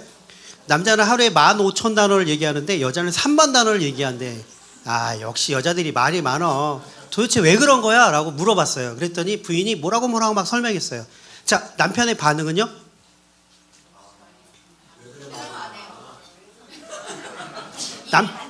남편의 반응은 이랬습니다. 뭐? 이게 무슨 말이에요? 그렇죠. 그래서 부인이 똑같은 말을 다시 한번 반복해 설명해 줬어요. 그랬더니 남편이 어떻게 했어요? 아, 이렇게 했어요. 그래서 남자보다 여성분들이 말이 2배가 많은 이유는 남자들이 말귀를 못 알아들어서 똑같은 말을 2번 설명하기 때문에 여자들이 말이 많은 걸로 그런 학설이 있습니다. 그래서 배우자 경청이라는 말이 나온 거예요. 두 번째는 수동적 경청입니다. 수동적 경청은 상대방이 말하도록 그냥 내버려 두는 거예요. 이걸 누가 잘하냐? 엄마들이 잘합니다. 모든 엄마들이 다 그런 거 아니에요. 이제 엄마들도 이제 양육하다 보면 이제 조금 피곤해요. 예. 그러니까 아이들이 특히 저학년 아이들이 학교 갔다 오면 어떻게 해요? 1교시부터 4교시, 5교시, 6교시 이야기를 다 얘기합니다. 엄마 1교시 때는 어떻고 2교시 때는 어떻고 친구 누가 있잖아 뭐 이게 다예요. 그럼 엄마들 어떻게 들어요? 그래 얘기해. 설거지하고. 그래 얘기해. 핸드폰. 그래. 아이고 쟤는 왜 또 저렇게 한다니 뭐 이러면서 TV 보다가 막 왔다 갔다 하는 거죠. 그러고 나서 이제 애가 화가 나고 엄마 내가 무슨 말 했어? 그럼 뭐라고 해요? 좋은 말 했겠지. 이러면서 이게 수동적 경청이에요. 세 번째는 적극적 경청입니다. 적극적 경청은 온 마음을 다해 집중하면서 듣는 거예요. 특히 공감하면서 듣는 것이 적극적 경청이에요. 그러니까 여러분들이 우리가 아이들하고 있을 때 이 적극적 경청까지는 가야 돼요. 근데 좀 더 욕심을 내자면 맥락적 경청을 갖는 게 되게 중요합니다. 그건 뭐예요? 말의 내용뿐만 아니라 내용을 확인하는 것뿐만 아니라 그 친구의 의도, 감정, 배경까지 듣는 거예요. 배경까지 듣는 것이 맥락적 경청이 바로 중요하다는 거죠. 그러니까 공과호흡 시간이나 신방할 때 이때 이 맥락적 경청까지 갈 수 있도록 노력하는 겁니다. 그래서 맥락적 경청은 이게 되게 집중력을 요해요. 오랫동안 하기가 어려워요. 그래서 집중적으로 아이들과 얘기할 때, 공감할 때 그렇게 하시는 게 되게 좋고요. 그럴 때 어떻게 맥락적 경청을 하는데 이제 그 상대방도 알아야 되잖아요. 그리고 나도 그걸 하고 있다는 걸 알기 위해서는 여러 가지가 있는데 첫 번째는 딴청 피우지 않고 눈을 마주치는 게 대단히 중요합니다. 옆에 있는 분 눈 한번 쳐다보시겠어요? 잠깐만요. 눈싸움 하라는 게 아니에요. 네. 웃으면서 이렇게 지그시. 여러분 대화의 가장 중요한 건 아이 컨택입니다. 제가 그래서 여기서 내려와서 자꾸 이거 마이크 잡고 왔다 갔다 하잖아요. 그리고 지금도 여기서도 이렇게 보잖아요. 의도예요, 이게. 그러니까 여러분들이 앉아서 저의 얘기를 들으시면서 지금 저 인간이 나보고 이야기하고 있어. 이런 느낌을 주려고 하는 거예요. 대화에 되게 중요한 겁니다. 근데 지금 현대사회에서 이게 어렵죠. 가장 주범이 뭐예요? 스마트폰이에요. 그러니까 스마트폰 계속 이렇게 보고 눈 안 마주치고. 두 번째는 성급한 판단을 멈추고 끝까지 듣는 게 중요합니다. 특별히 아이들의 이야기를 끝까지 듣는 게 정말 어려워요. 근데 이게 제일 중요해요. 왜요? 한국말은 어디가 중요해요? 그쵸. 실컷 얘기 다 해놓고 그게 아닌데요? 이러면 어떻게 돼요? 앞에 이게 다 뒤집어지죠. 진짜 중요한 건 뭐냐면요. 이 빈 마음이 되게 중요합니다. 그러니까 듣는 도중에 내가 할 말을 준비하지 않는 거예요.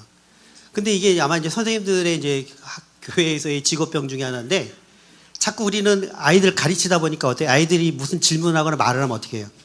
자꾸 머릿속에 답을 주려고 하잖아요. 그러다 보니까 아이들의 마음을 끝까지 못 듣는 거예요. 이게 좀 더 심하면 이런 분들 계시죠. 잠깐만 미안한데 철수야 내가 잊어먹을까 봐 하는 얘기인데 이러면서 말 끊죠. 여러분 중요한 건 안 잊어먹어요. 그러니까 잊어먹을까 봐 말 끊지 말고 끊지 않고 끝까지 듣는 거. 우리의 생각은요, 말보다 5배가 빨라요. 이게 우리 이 능력, 뇌의 능력이에요. 그러니까 아이들의 얘기를 듣고 막 그때 뭐 내가 말할까 생각하지 않아도 끝까지 듣고 나서 그렇구나 요 사이에 생각이 다 떠오르는 거예요. 표정이 안 믿겨지시는데 여러분 믿으세요. 네. 그리고 이제 말을 할 때도 이 빠르게도 되게 중요해요. 지금 제가 이제 여러분들한테 할 때는 그래도 이게 평소보다는 약간 빠른 거예요. 그 시간 때문에.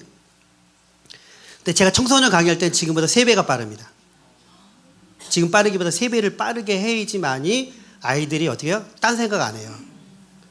말이 늘어지잖아요. 그럼 애들이 중간에 이제 왔다 갔다 해요. 근데 지금 빠르기보다 조금 느리게 하는 데가 이제 50대, 60대 권사님들. 이분들 할 때가 제일 편하긴 해요. 이분들은 제가 한숨만 쉬어도 웃어요. 근데 이제 애들은 정말 저는 되게 정적인 사람이거든요. 근데 웃긴 얘기 정말 노트에 준비하고 막 얘기한 다음에 써먹어서 이게 좋은 반응이 좋아. 그러면 그걸 적었다가 다시 해도 애들은 안 웃어요. 그냥 이렇게 표정이 이래요. 애쓴다. 먹고 살기 힘들구나. 이런 거예요.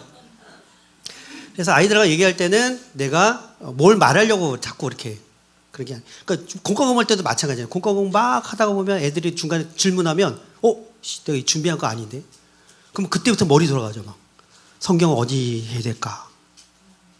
그러니까 자꾸 딴 생각하니까 애들이 말을 못 듣는 거죠. 그 다음에 이제 아이들하고 얘기하다 보면 이게 애들이 논리적으로 얘기하는 게 아니잖아요. 물론 우리도 그렇지만, 그러니까 어떨 때는 확인을 해야 되거든요. 얘기가 길어지면 어떻게 해요? 아이들한테 그래 너 진짜 중요한 얘기인데 그걸 좀 짧게 요약해서 얘기해 줄래? 이렇게 하면 되거든요. 근데 강적들이 있어요.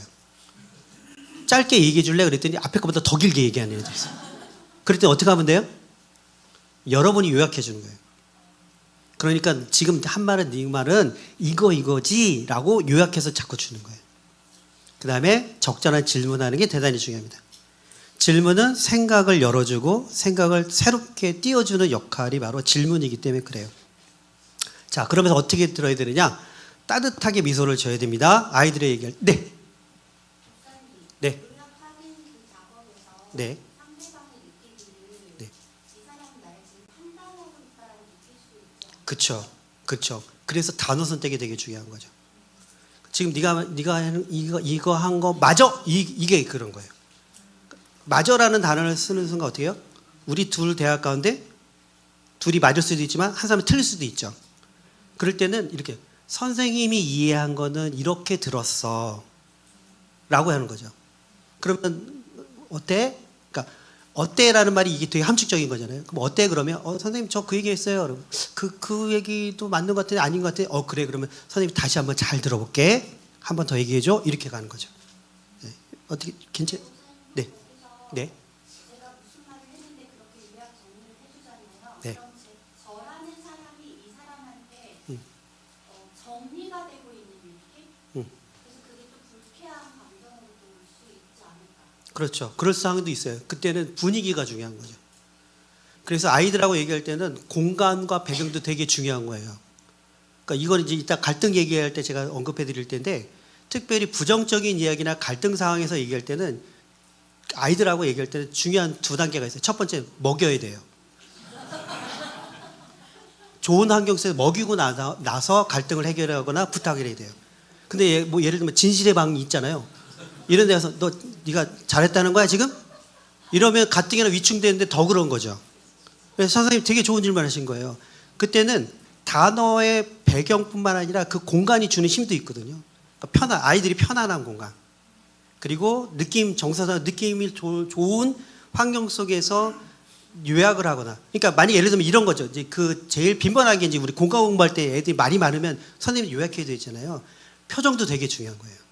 내가 의심의 눈초리로 지금 네가 한 말 이게 아니라 되게 따뜻한 표정을 지면서 선생님이 잘 듣고 있었는데 선생님이 그러니까 그 앞에 제가 넣었는지 모르겠는데 PT에 안전문장이라는 게 있어요. 안전문장이 뭐냐면 말을 했어요. 도대체 무슨 말을 하려고 그런 건데? 지금 너 이 말 한 거지? 그게 지금 선생님이 말씀하신 그 싸움하는 거예요. 근데 이렇게 하는 거죠. 선생님이 이해하고 싶어서 그러는데 선생님 좀 더 잘 잘 알아듣고 싶어서 그러는데 네가 이렇게 말한 거 이렇게 들었어 라고 얘기하는 거죠. 그러면 그때 아이들이 앞에 뭘 들은 거예요? 그렇죠. 이해하고 싶다는 말을 듣는 거예요. 이게 초두 효과라는 거예요. 초두 효과. 예를 들면 이겁니다. 여러분 빨간 코끼리 생각하지 마세요. 그 뭐가 떠올라요? 제가 생각하지 말라고 그랬잖아요. 근데 떠오르죠. 이게 초두 효과예요. 어떤 단어를 먼저 선택하느냐가 되게 중요한 거죠. 그래서 선생님이 이해하고 싶어서 그러는데, 선생님이 궁금해서 그러는데, 선생님이 좀 더 알아보고 싶어서 그러는데, 네가 얘기한 거 이렇게 한 걸로 선생님은 이해했어. 어때? 라고 하면 이게 공격하거나 싸움 거는 게 아니라 판단하기보다는 아, 지금 저 인간이 나를 이해하고 싶구나 이렇게 듣는 거죠. 그게 바로 초두 효과라는 겁니다. 네. 좀 답이 되셨나요? 네. 그래서 따뜻한 미소를 하면서 아이들한테 주는 게 되게 중요한 겁니다. 그래서 교회에서는 아이들이 어떤 정보를 가지고 기억하는 경우는 많지 않아요. 그때 감정과 느낌을 갖고 가는 게 많습니다. 그러니까 여러분들이 예를 들어 여러분들 가운데 선생님, 학교 선생님이나 주일학교 선생님이나 아니면 교회에서 기억에 남는 사람들 대부분의 어떤 게 떠올라요? 느낌이 떠오르잖아요. 아, 그분이 몇 월 며칠 날 나한테 뭘 어떻게 해서 봉투에 얼마 넣어서 뭘 줬다. 이거 기억 안 하잖아요. 그거 뭘 기억해요? 아, 그 따뜻한 마음을 기억하잖아요. 아이들은 더 그렇습니다. 그래서 슬픈 이야기는 어떻게 해요? 그땐 따뜻한 미소 지면 안 돼요. 그렇죠? 리액션의 중요한 건 뭐냐면요. 거울이 되어주는 거예요. 애들이 기쁜 얘기해요? 그러면 딱 팔짱 끼고 야, 인생은 다 그런 거야. 이게 아니라 야, 선생님도 이렇게 기쁜데 너 얼마나 기쁘겠니? 이게 리액션이에요. 애가 슬퍼해요. 야, 원래 인생은 기독교는 고난의 연속이야.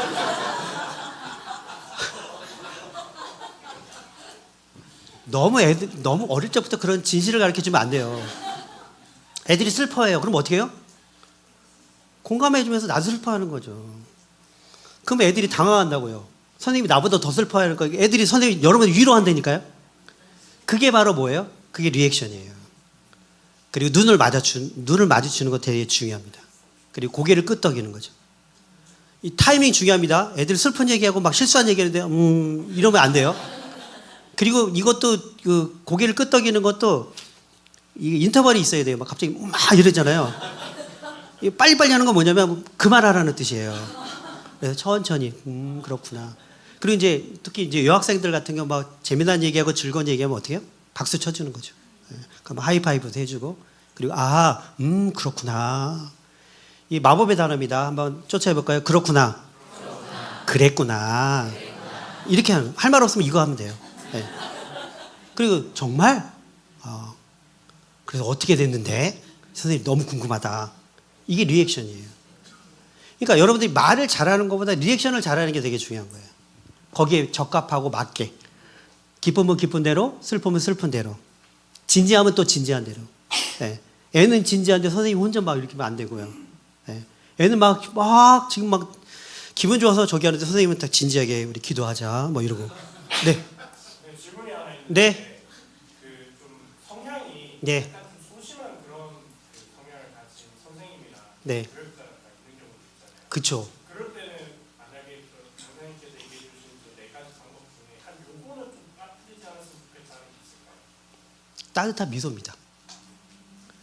첫 번째 그러니까 정보나 말의 내용보다 표정이나 이렇게 해서 이게 모라비안 측에서 그랬잖아요. 비언어적 요소가 더 전달되잖아요.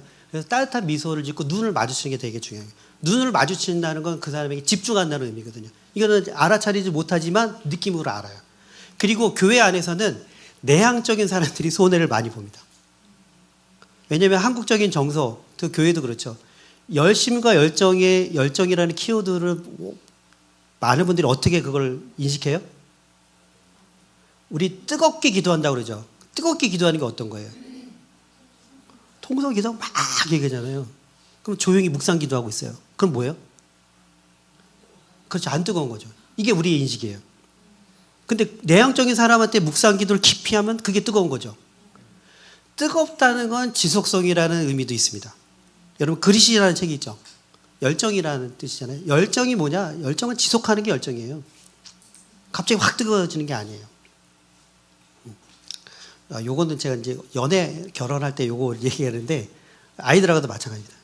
열정적인 사랑은 뜨거운 사랑 넘어서 익숙한 것도 소중하게 생각하는 것이 열정적인 사랑이에요.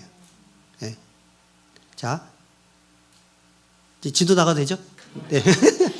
그래서 이런 리액션 이거 말고도 많은데 많이 하는 것보다 몇 가지를 내게 맞는 걸 찾아서 하는 거예요. 네. 그래서 따뜻하게 미소를 짓다든지 고개를 끄덕이다든지 그랬구나 정말 뭐 이렇게. 그리고 이 단어는 많이 쓰는 게 좋아요. 그렇구나 그랬구나 동의거든요.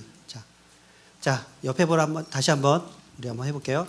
자 나는 이런 교사가 되고 싶어요라고 하면 맥락적 경청을 하는데 이때는 뭐 이거 할게요. 요거 한번 해볼게요. 요거 연습하는 거예요. 얘기하면 적절하게 웃던지 고개를 끄덕이든지 아하 그러든지 그랬군요. 뭐 요거만 한번 사용해 보는 거예요. 적어본 게 고개 아프면 거기 다 써드렸어요.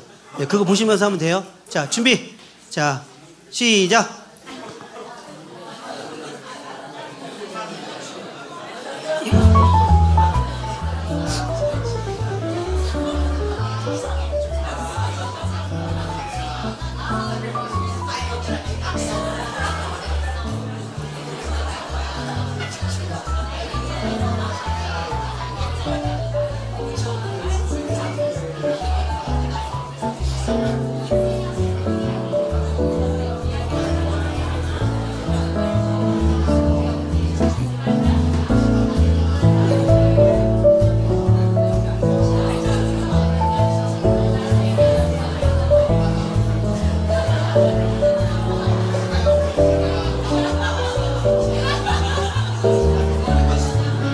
자, 됐습니다. 여기까지 할게요. 자, 지금 못하신 분은 마지막 한 번 더 남았으니까 그때 하시면 돼요. 자, 이제 중요한 게 있습니다. 여러분 잘 들으셨잖아요. 잘 듣는 거 못지않게 그다음에 말을 해야 되잖아요. 근데 이제 말하는 거는 갖다가 이거는 연습이 필요한 거예요. 근데 이런 분들 계세요. 가끔. 목사님 어떻게 하면 말을 잘해요? 이게 사람마다 달라요. 근데 저는 이 방법을 추천해요. 말을 잘하고 싶다. 내 이야기를 잘 듣는 사람한테 가서 말하면 돼요. 왜냐하면 내 이야기를 잘 들어주는 사람 앞에서 가서 이야기를 하기 시작하면 어떻게 얘기가 슬슬 나오죠. 안 들어주는 사람한테 가면요 대본이 다 엉망진창이 돼요. 말하고 싶은 것도 나는 그거 얘기하러 갔는데 엉뚱한 거 얘기하고 그런 경우 많죠. 그래서 청중이 누구냐에 따라서 이제 저 개인적으로는 청중에 따라서 똑같은 주제를 얘기해도 내용과 이게 다 달라요. 예, 아까 말씀드렸잖아요. 예. 제가 제일 힘든 게 중학교 2학년 남자아이들. 걔는 피리를 불어도 춤추지 않는 아이들. 근데 이제 50대, 60대 권사님들 이제 그때 이제 강의하면 막 그때는 막 성령의 애드립이 나옵니다. 자, 그래서 듣는 사람이 되게 중요한. 그러면 말하는 것도 달라지는 거예요. 그러니까 이 말은 무슨 말이냐면 애들이 얘기를 안 해요. 인내하고 잘 들어주시면 되는 거예요. 얘기할 때까지. 말해봐! 이게 아니라 계속. 그러기 위해서 방법을 하나 알려드릴 겁니다. 그래서 질문이 중요한 거예요. 자, 여기다가 스크린에다가 제가 도형을 띄워놓을 겁니다. 도형은 삼각형, 사각형, 오각형, 원형이 도형입니다. 개수로 세면 돼요. 몇 개인지 10초만 보여드릴게요.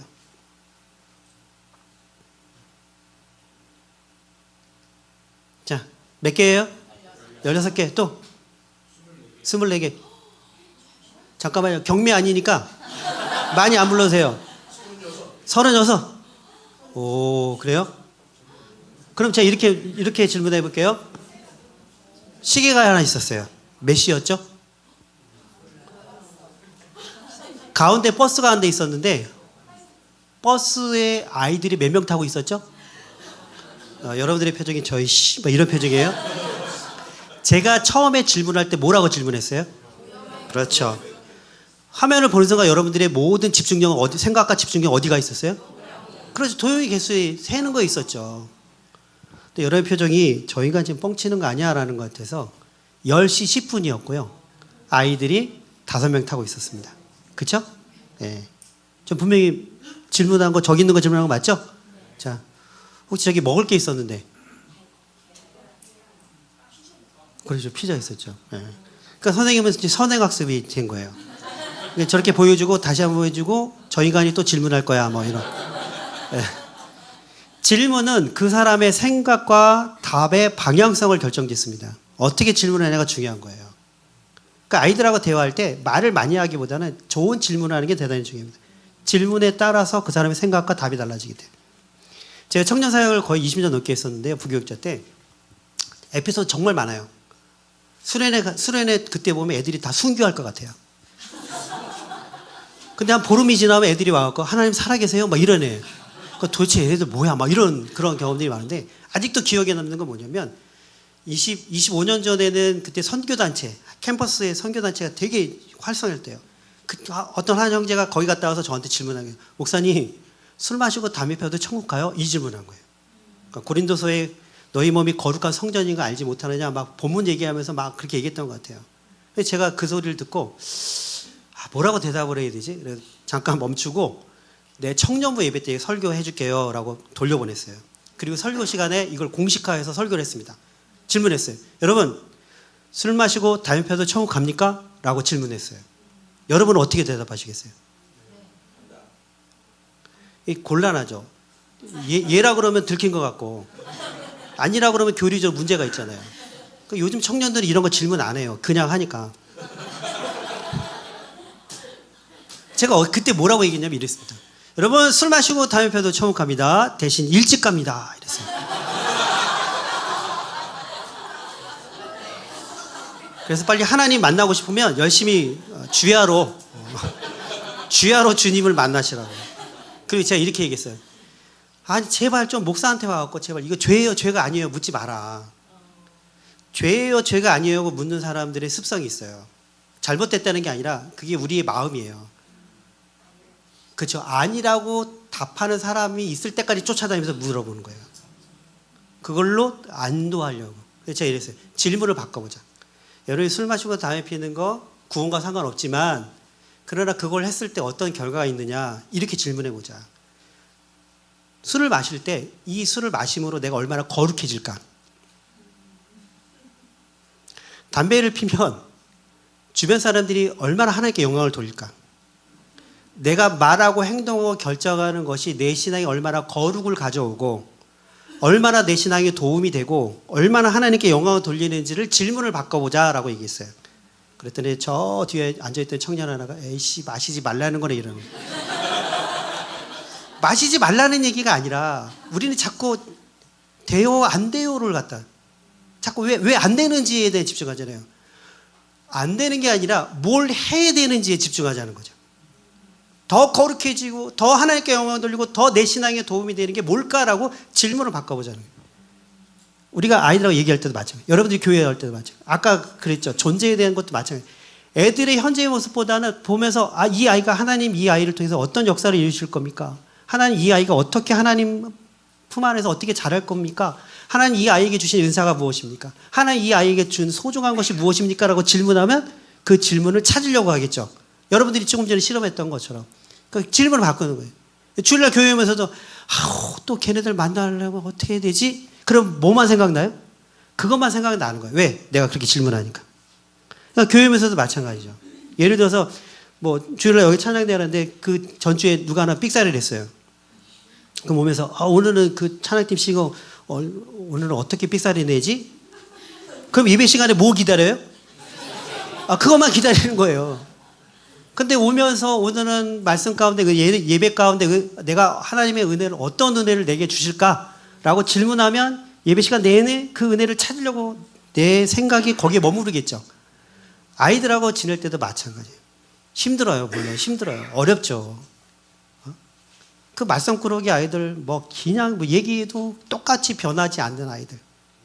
그러나 포기하지 않고 하나님이 나를 그렇게 하셨듯이 아이들을 사랑의 눈으로 보면서 분명히 하나님이 이 아이를 어떻게 역사하실 겁니까? 기대감을 가지고 포기하지 않고 계속 질문하면 그것을 찾으려고 하는 마음들이 우리 가운데 생긴다는 거죠. 그래서 어떻게 했어요? 그 질문들에 대한 예시들을 좀 적었어요. 제가 예전에는요 이걸 질문 한 100개 정도 만들어갖고 막 다 드렸어요. 문제는 뭐냐면 질문을 외우는 게 아니에요. 좋은 질문은 경청을 잘하면 생깁니다. 질문은요, 좋은 질문은 내가 하고 싶은 질문은 호기심 질문이거든요. 진짜 강력한 질문은 상대방이 들어야 될 질문을 하는 게 강력한 질문이에요. 상대방이 들어야 될 질문을 어떻게 알 수 있어요? 그렇죠. 그 이야기를 잘 들어야지 아는 거예요. 잘 안 들으면 어떻게 해요? 그냥 내가 궁금한 것만 질문한다고요. 그래서 소그룹을 인도하실 때 대표적으로 쓰일 수 있는 질문들을 적어드렸어요. 여기다가. 그렇구나. 좀 더 자세히 말해줄래? 궁금해서 그런데, 이해하고 싶어서 그런데, 뭐 이런 문장들 거기 다 적어드렸어요. 그래서 여러분들이 말하다가 막히거나 잘 안 되면요, 그래서 어떻게 됐는데? 라고 질문하셔도 돼요. 또 좀 더 자세히 말해줄래? 뭐 이런 거 반복하셔도 돼요. 단 똑같은 단어를 3번 이상 쓰는 거는 조금 피하셔야 됩니다. 애들이 무서워해요. 자세히 말해줄래? 자세히 말해줄래? 자세히 말해줄래? 그럼 애들이 무서워해요. 그때는 바꾸는 거예요. 자세히 말해줄래? 구체적으로 말해줄래? 좀 더 넓게 얘기해줄래? 좀 더 길게 얘기해줄래? 이렇게 바꾸는 거예요. 네. 그래서 그런 질문들을 많이 하시면 좋고요. 자, 평소에 아이들과 관계도 중요합니다. 그래서 평소에는 어떻게 하냐면 소그룹은 주일만 있는 게 아니에요. 평소에 관계를 잘 맺어야 돼요. 근데 이게 현실적으로 쉽지 않아요. 왜요? 네. 요즘 애들은 우리보다 더 바빠요. 그래서 저는 한 10년 전, 15년 전에 제가 대전이 마지막 사역자였는데 그때 어떻게 했냐면 갑자기 고등부 전사님이 사임을 갑자기 해버린 바람에 교육부 디렉터니까 제가 거기까지 맡은 거예요. 교구 청년부에다가 했는데 고등부 이제 지방이니까 안 구해져서 일시적으로 제가 맡았어요. 근데 맡았는데 지금 임시적으로 맡은 게 2년이 넘어갔어요. 고등부 애들을 친방 어떻게 했냐면 고3 저녁 12시에 학교 앞에 갔습니다. 그래갖고 캔커피 주고 빵 하나 주고 차 안에서 기도하고 집에까지 데려다 준 거예요. 매번 그러지 않았어요. 1년에 한두 번, 그 한 아이당. 아이는 그것만 기억해요. 목사님이 저녁 12시에 학교까지 와서 자기 태워주고 커피 주고 기도해줬다. 관계는 임팩트가 중요한 거예요. 그 아이 마음 가운데 뭔가 남을 수 있는 것을 고민하고 그렇게 해주는 만남이 중요하다는 거죠. 자, 그러기 위해서는 이미 방문도 되게 중요합니다. 지나가는 길에 들렸다. 선생님 지금 퇴근하다가 네 집 근처에 지나가다 들렸는데 전화 한번 하는 거예요. 문득 생각나서 했어. 문자나 카톡도 뭐 이렇게 하든지. 이제 요즘엔 이제 줌도 있잖아요. 예. 소그룹을 줌으로도 할 수도 있고. 그래서 잘 지내지? 뭐 문득 생각나서 했어. 카톡 했어. 뭐 이렇게 하고, 그리고 같이 밥 한번 먹을까? 뭐 주말이라든지 그 아이가 시간 날 때, 아니면 학교 신방할 수 있으면.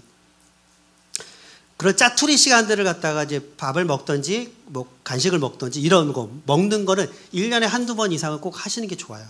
예. 그리고 관심사를 공유하는 거죠. 예. 가령 이런 게 있어요. 애들 특히 이제 중학교나 아니면 이제 초등학교 아이들, 남자 아이들 같은 경우 게임 좋아하잖아요. 야, 그럼 게임 하면 뇌 썩어 막 이렇게 얘기하면 안 돼요. 그러니까 너 요즘에 게임 하는 거 뭐야? 그리고 물어보는 거죠. 관심만 보여주면 돼요. 그럼 애들이 막 입에 거품 물고 설명을 해요. 그럼 못 알아듣죠, 우리는. 그러면 그렇구나. 그거 되게, 야, 너 그거 되게 재밌나 보다.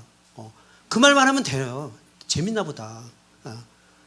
여기까지 하셔야 됩니다. 꼭 이제 선생님들이 가르쳐 주고 싶은 욕심에 재밌는가 보다. 근데 공부는 언제 하니? 뭐 이러면 안 되고요.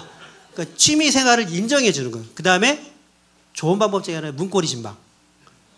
뭐 선물이라든지 아니면 뭐 주고 싶은 편지라든지 이런 거를 짧은 응원 편지 같은 거를 집 거기다가 이제 문고리 두는 거. 그다음에 이제 만났을 때마다 이제 무슨 기도해 줄까라고 가끔가다 물어보는 거. 이런 게 평소에 관계를 잘 쌓아 놓았을 때 결정적인 순간에 그 아이하고 소통할 수 있는 거예요. 근데 일주일에 한 번 만났는데 그 시간만 만나고 갑자기 너 인생의 고민 좀 얘기해 봐. 그러면 이제 애들이 뭐라 그래요? 전 선생님이 고민이에요. 막 이런 이 얘기밖에 안 한다고요. 그러니까 그런 부분들을 관계를 잘 쌓아 놓으시고요. 그다음에 이제 몇 가지 좀 기술을 알려드릴 겁니다. 첫 번째는 강요하니 요청을 하시는 게 되게 중요합니다. 예를 들면 이겁니다. 늦게 오는 애들이 있잖아요. 늦게 오는. 꼭 10분 전에 꼭 10분만 늦어요. 그럴 때는 이제 지적하거나 아니면 통제하면 애들이 좀 더 어려워해요. 이건 어른들도 마찬가지예요. 야, 늦으면 안 돼. 일찍 와. 왜 늦었어? 그러면 애들이 뭐라고 얘기해요? 선생님 죄송합니다. 다음부터 안 늦겠습니다. 이런 애 거의 없어요. 엄마가 늦게 깨워서요. 전철이 빵꾸가 나서요. 뭐 이런 핑계를 대죠. 그러면 어디서 핑계를 대? 여기 길 막히는 거 몰라? 그래봐야 소용이 없어요. 왜 그 말을 하고 싶은 거예요? 그렇죠. 일찍 오라는 거죠. 그게 우리 선생님들의 마음 욕구잖아요. 그러면 행동의 금지 명령을 이야기한다고 해서 애들이 생각이나 마음이 변하지 않고요. 행동의 금지 명령이 아니라 뭘 할까를 얘기하는 거예요. 어떻게? 선생님이 걱정돼서 그랬는데 다음 주에는 좀 일찍 왔으면 좋겠어. 일찍 오면 우리 간식도 먹고 같이 이야기도 나눌 수 있고 같이 예배 드릴 수 있으니까 좋잖아. 내 욕구를 얘기해 주는 거예요. 공과가 시간에 막 핸드폰 봐요. 핸드폰 그만 보라고. 넌 그게 우상이야. 막 이러면서.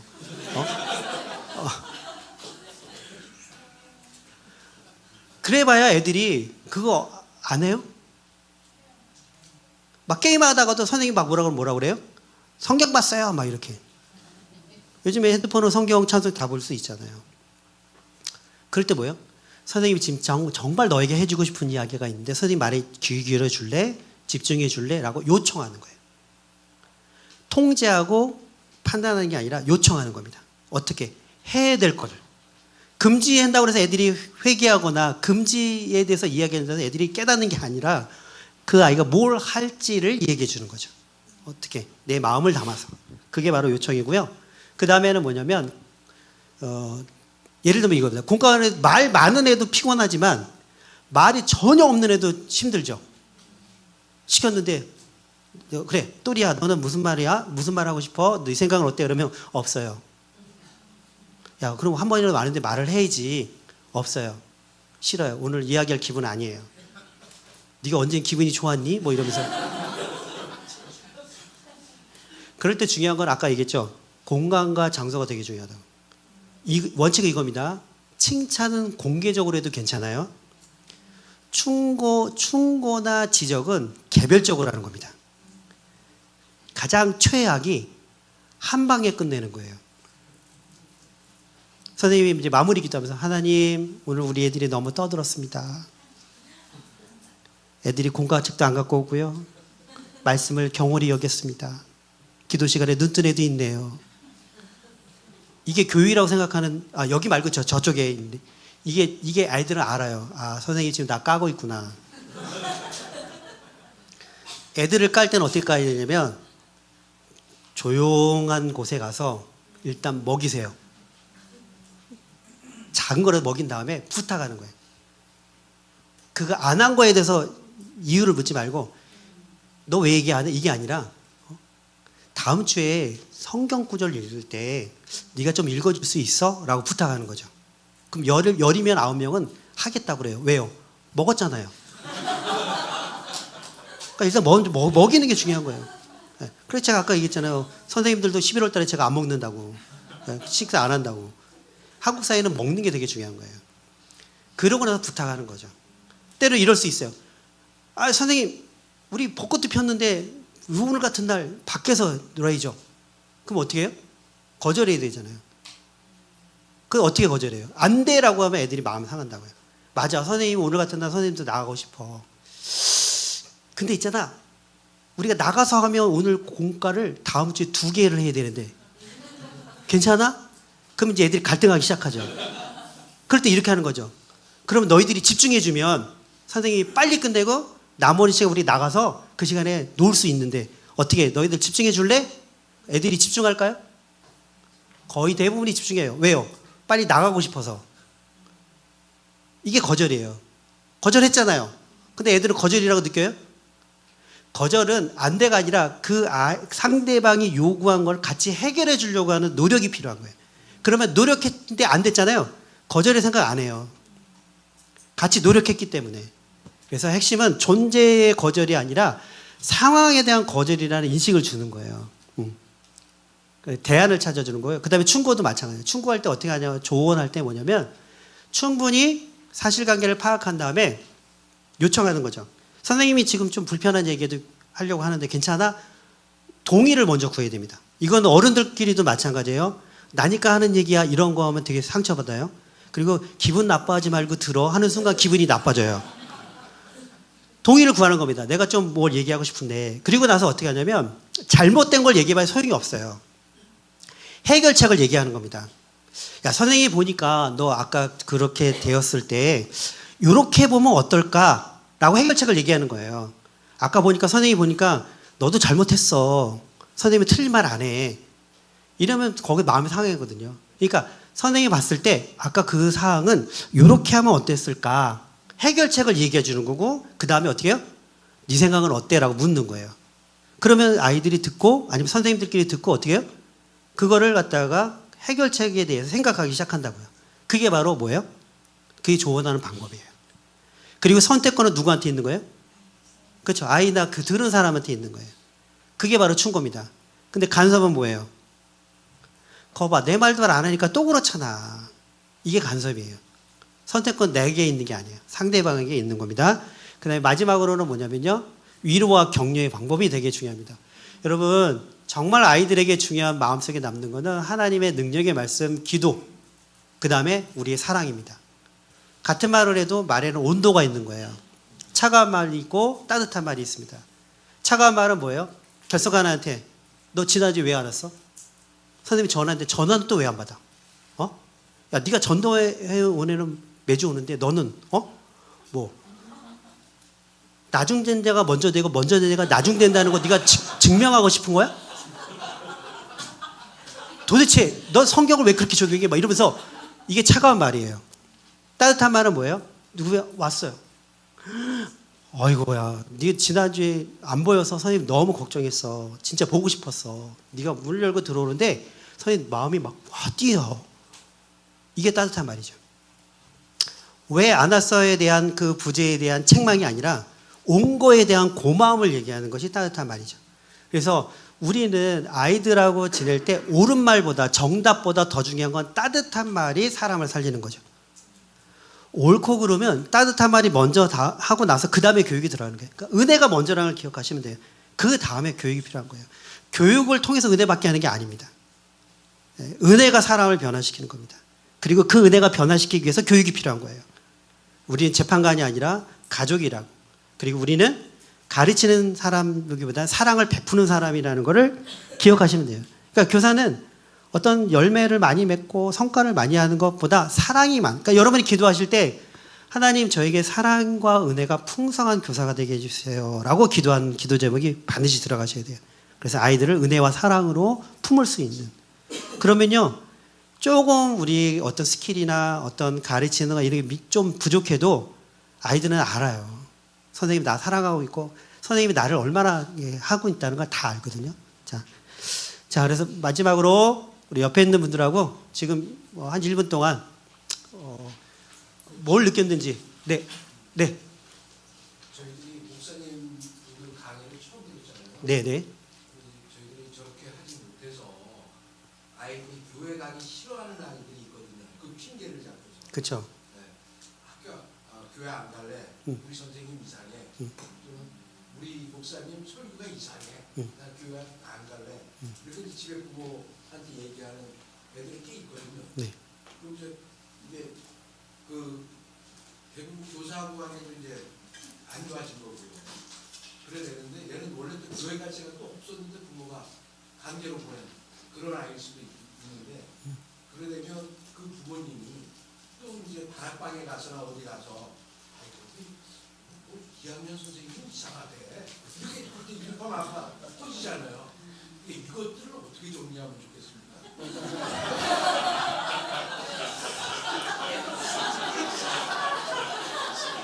지금 그 질문 되게 중요한 질문이고요. 한 40일 금식 기도해야 될 질문인데요. 그 아이가 왜 그러냐의 이유가 중요한 거죠. 진짜 그래서 그런 거지. 근데 대부분의 경우는 진짜 그래서 그럴 확률은 없어요. 그러니까 학원하고 똑같거든요. 그렇죠. 학원 가기 싫으면 그렇죠. 학원 선생님 이상하다 그러고. 학원 선생님 맞아요. 없어 이러거든요. 맞아요. 공부는 자기가 안 해놓고. 그렇죠. 그러니까 성적 안 나오면 어떻게 학원 바꾸잖아요. 근데 성적은 여전히 어제나 오늘이나 내일이나 똑같잖아요. 그러니까 중요한 거는 뭐냐면 부모님들이 알면서도 그거 거기다가 마음을 두는 이유가 있어요. 그게 우리 인간의 본성이에요. 좋은 거를 귀에 듣기보다는 나쁜 그 부정적인 면이 더 전염성이 강해요. 그럴 때 그러면 부모가 돼갖고 왜 그렇게 반응해? 이렇게 그게 아니라 부모가 그렇게 반응하는 거는 그럴 수도 있겠구나라고 하고 이유를 묻는 거죠. 그래서 관계가 중요한 거죠. 그런 아이일수록 어떻게 되냐면 기다려주면서 자주 만나시는 게 되게 중요하죠. 만났을 때 그거를 묻는 게 아니에요. 선생님 어디가 이상하니? 그러면 애들이 그 이상한 걸 얘기를 해요?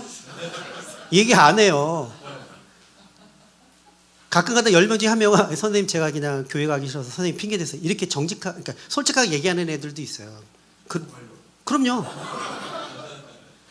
그 관계 형성할 때 그런 거예요. 저도 그래서 전도사 시절에 목사 이렇게 청소년부나 청년들 교회 오기 싫은 건 핑계 대는 거죠. 목사님 설교가 길다.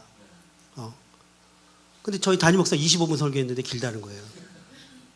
그게 뭐냐면 사람과의 이게 관계 때문에 그런 거거든요. 이제 그렇게 했을 때는 그 아이하고 관계 형성을 갖다, 그러니까 솔루션을 갖다 해결하는 게 아니라 안 이상해라고 증명하려고 하지 말고 관계를 먼저 회복하는 게 되게 중요한 거죠. 시간을 두고. 그래서 아이들 만나면 아이가 내가 나보고 이상하다고 그랬어. 너 이 새끼, 네가 더 이상한 걸 내가 증명할 거야. 이게 아니라 아이한테 그걸 묻지 말고 그냥 요즘 어떻게 지내? 처음에 답 안 할 거예요. 왜요? 지금 이 인간이 나 혼내려고 부르는 것 같은데 근데 왜 그 얘기를 안 하지? 아이들이 마음이 그렇게 될 때까지 계속 하는 거예요. 네. 그러면 그때서로 짧게 뭐 그러니까 문자를 보낸다든가 네가 선생님 이상하다고 그랬니? 그런 거 보내지 마시고 선생님 계속 너 위해 기도하고 있다. 근데 너무 자주 보내도 역효과가 날 수 있어요. 제일 좋은 건 그러니까 그래서 아이들하고 밀당을 잘해야 돼요. 애들이 잊어먹을 만하면 한 번씩 보내는 거고요. 애들이 조금 마음을 이게 딱 놓을 만할 때 치고 들어가는 게 그게 진짜 어려워요. 특히 중고등학교 아이들은. 그래서 아까 다시 돌아가서 아이가 만약에 우리 선생님 이상해라고 얘기하면 그 다락방에서 그렇게 얘기하면 부모님하고 통화를 한번 해보시는 거죠. 통화하는데 그 얘기는 하면 안 돼요. 네. 아이의 장점만 얘기해 주는 거예요. 아이고 우리 요즘 아이들 그 바쁜데 예배 교회 오는 거 쉽지 않은데 그래도 와서 잘 와서 앉아 있다고. 앉아 있는 건 맞잖아요. 근데 거기다 뭐 설교 잘 들어요. 거짓말하면 안 되고요. 그러니까 팩트만 얘기하는 거죠. 주일날 딴 데 안 가고 교회에 앉아 있었어요. 지난주에. 만약에 뭐 결석한 거면 결석한 거는 얘기하지 말고 온 날들. 3주 전에 제가 봤는데 아이가 뒤에서 잘 앉아 있더라고요. 이렇게만 얘기하는 거예요. 그러니까 부모로 하여금 자꾸 그것을 갖다 계속 전달시켜 주는 거죠. 되도록이면 그 아이의 잘하는 점이나 칭찬할 거리를 계속 얘기해 주는 거예요. 그리고 그 아이 만났을 때 직접 얘기하는 거예요. 네. 야, 이리 와봐봐. 선생님도 주일학교 때 땡땡이 많이 쳤거든. 근데 이런 게 좋았는데, 야, 나중에 신앙생활 할 때 그때가 비니까 좀 이게 어렵더라. 이런 식으로 계속 쳐주는 거예요. 그러고 나서 시간이 지나고 나서 어느 정도 관계가 이제 좀 해주고, 이때 중요한 거, 먹는 거 대단히 중요합니다. 먹는 거. 근데 너무 과하게 해주면 안 돼요. 그럼 분명히 이 인간이 나한테 뭐 요구할 거야. 이렇게 나옵니다.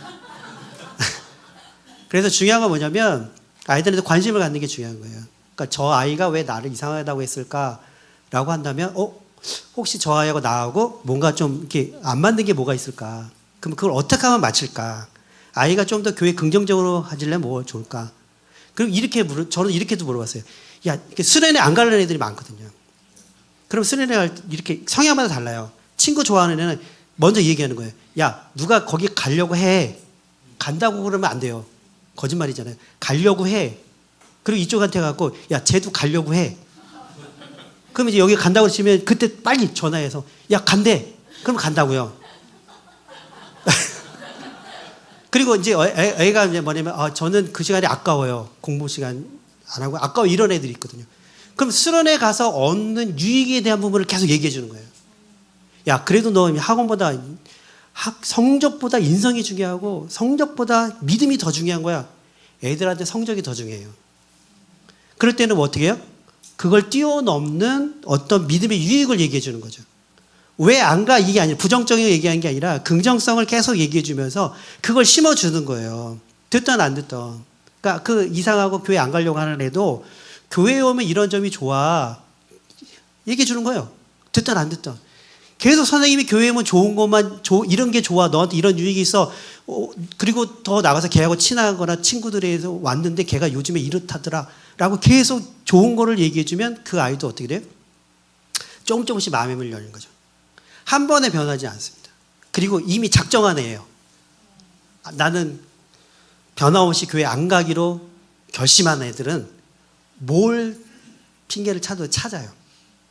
그러면 거기에 휘말리는 게 아니죠. 자꾸 우리가 거길 변명하거나 그게 아니야라고 얘기하기보다는 그 아이가 도움이 될 수 있는 걸 계속 얘기하는 거죠. 네. 아니면 이런 거죠. 뭐 안 왔어요. 교회 안 가려고 그래요. 문자 해갖고, 야, 우리 이번 주에 간식 이거 먹었는데 너 없어서 선생님이 되게 마음이 아팠어. 혹시 이거 너 좀 주고 싶은데 만날 수 있니? 이렇게 해보세요. 그럼 애들이 뭐라 그래요? 두 가지 반응이 나와요. 배달해 주세요. 그럼 배달해 주는 거예요. 배달해 달라면 배달해 주는 거예요. 진짜 배달해 주면 애들이 놀랍니다. 오, 진짜 배달했네? 보통은 그렇게 안 하거든요. 그러니까 애들로 하여금 예측을 깨게 하는 것도 되게 중요한 거죠. 배달해 주거나 아니면 진짜 뭐 애가 뭐 오세요라고 했는데 진짜 가는 거죠, 그러면. 그럼 애들이 말은 던졌는데 진짜 올 줄을 몰랐거든요. 그런 게 하나씩 쌓이는 거죠. 그래서 그렇게 이유되는 거는 좀 쉽지는 않아요. 그 과정이 시간도 필요하고요. 생각도 많이 해야 되고 내가 어떻게 할 건가 노력도 많이 필요한 거죠. 그래서 선생님들이 여러분들의 역할이 정말 애쓰고 수고하는 이런 부분들이 정말 많은 거죠. 네. 요 나누면 여러분들이 좀 식사하시면서 이렇게 나누시고요. 제가 마지막 마무리 요거 하고 마치도록 할게요. 여러분, 교사의 역할은 마중물의 역할입니다.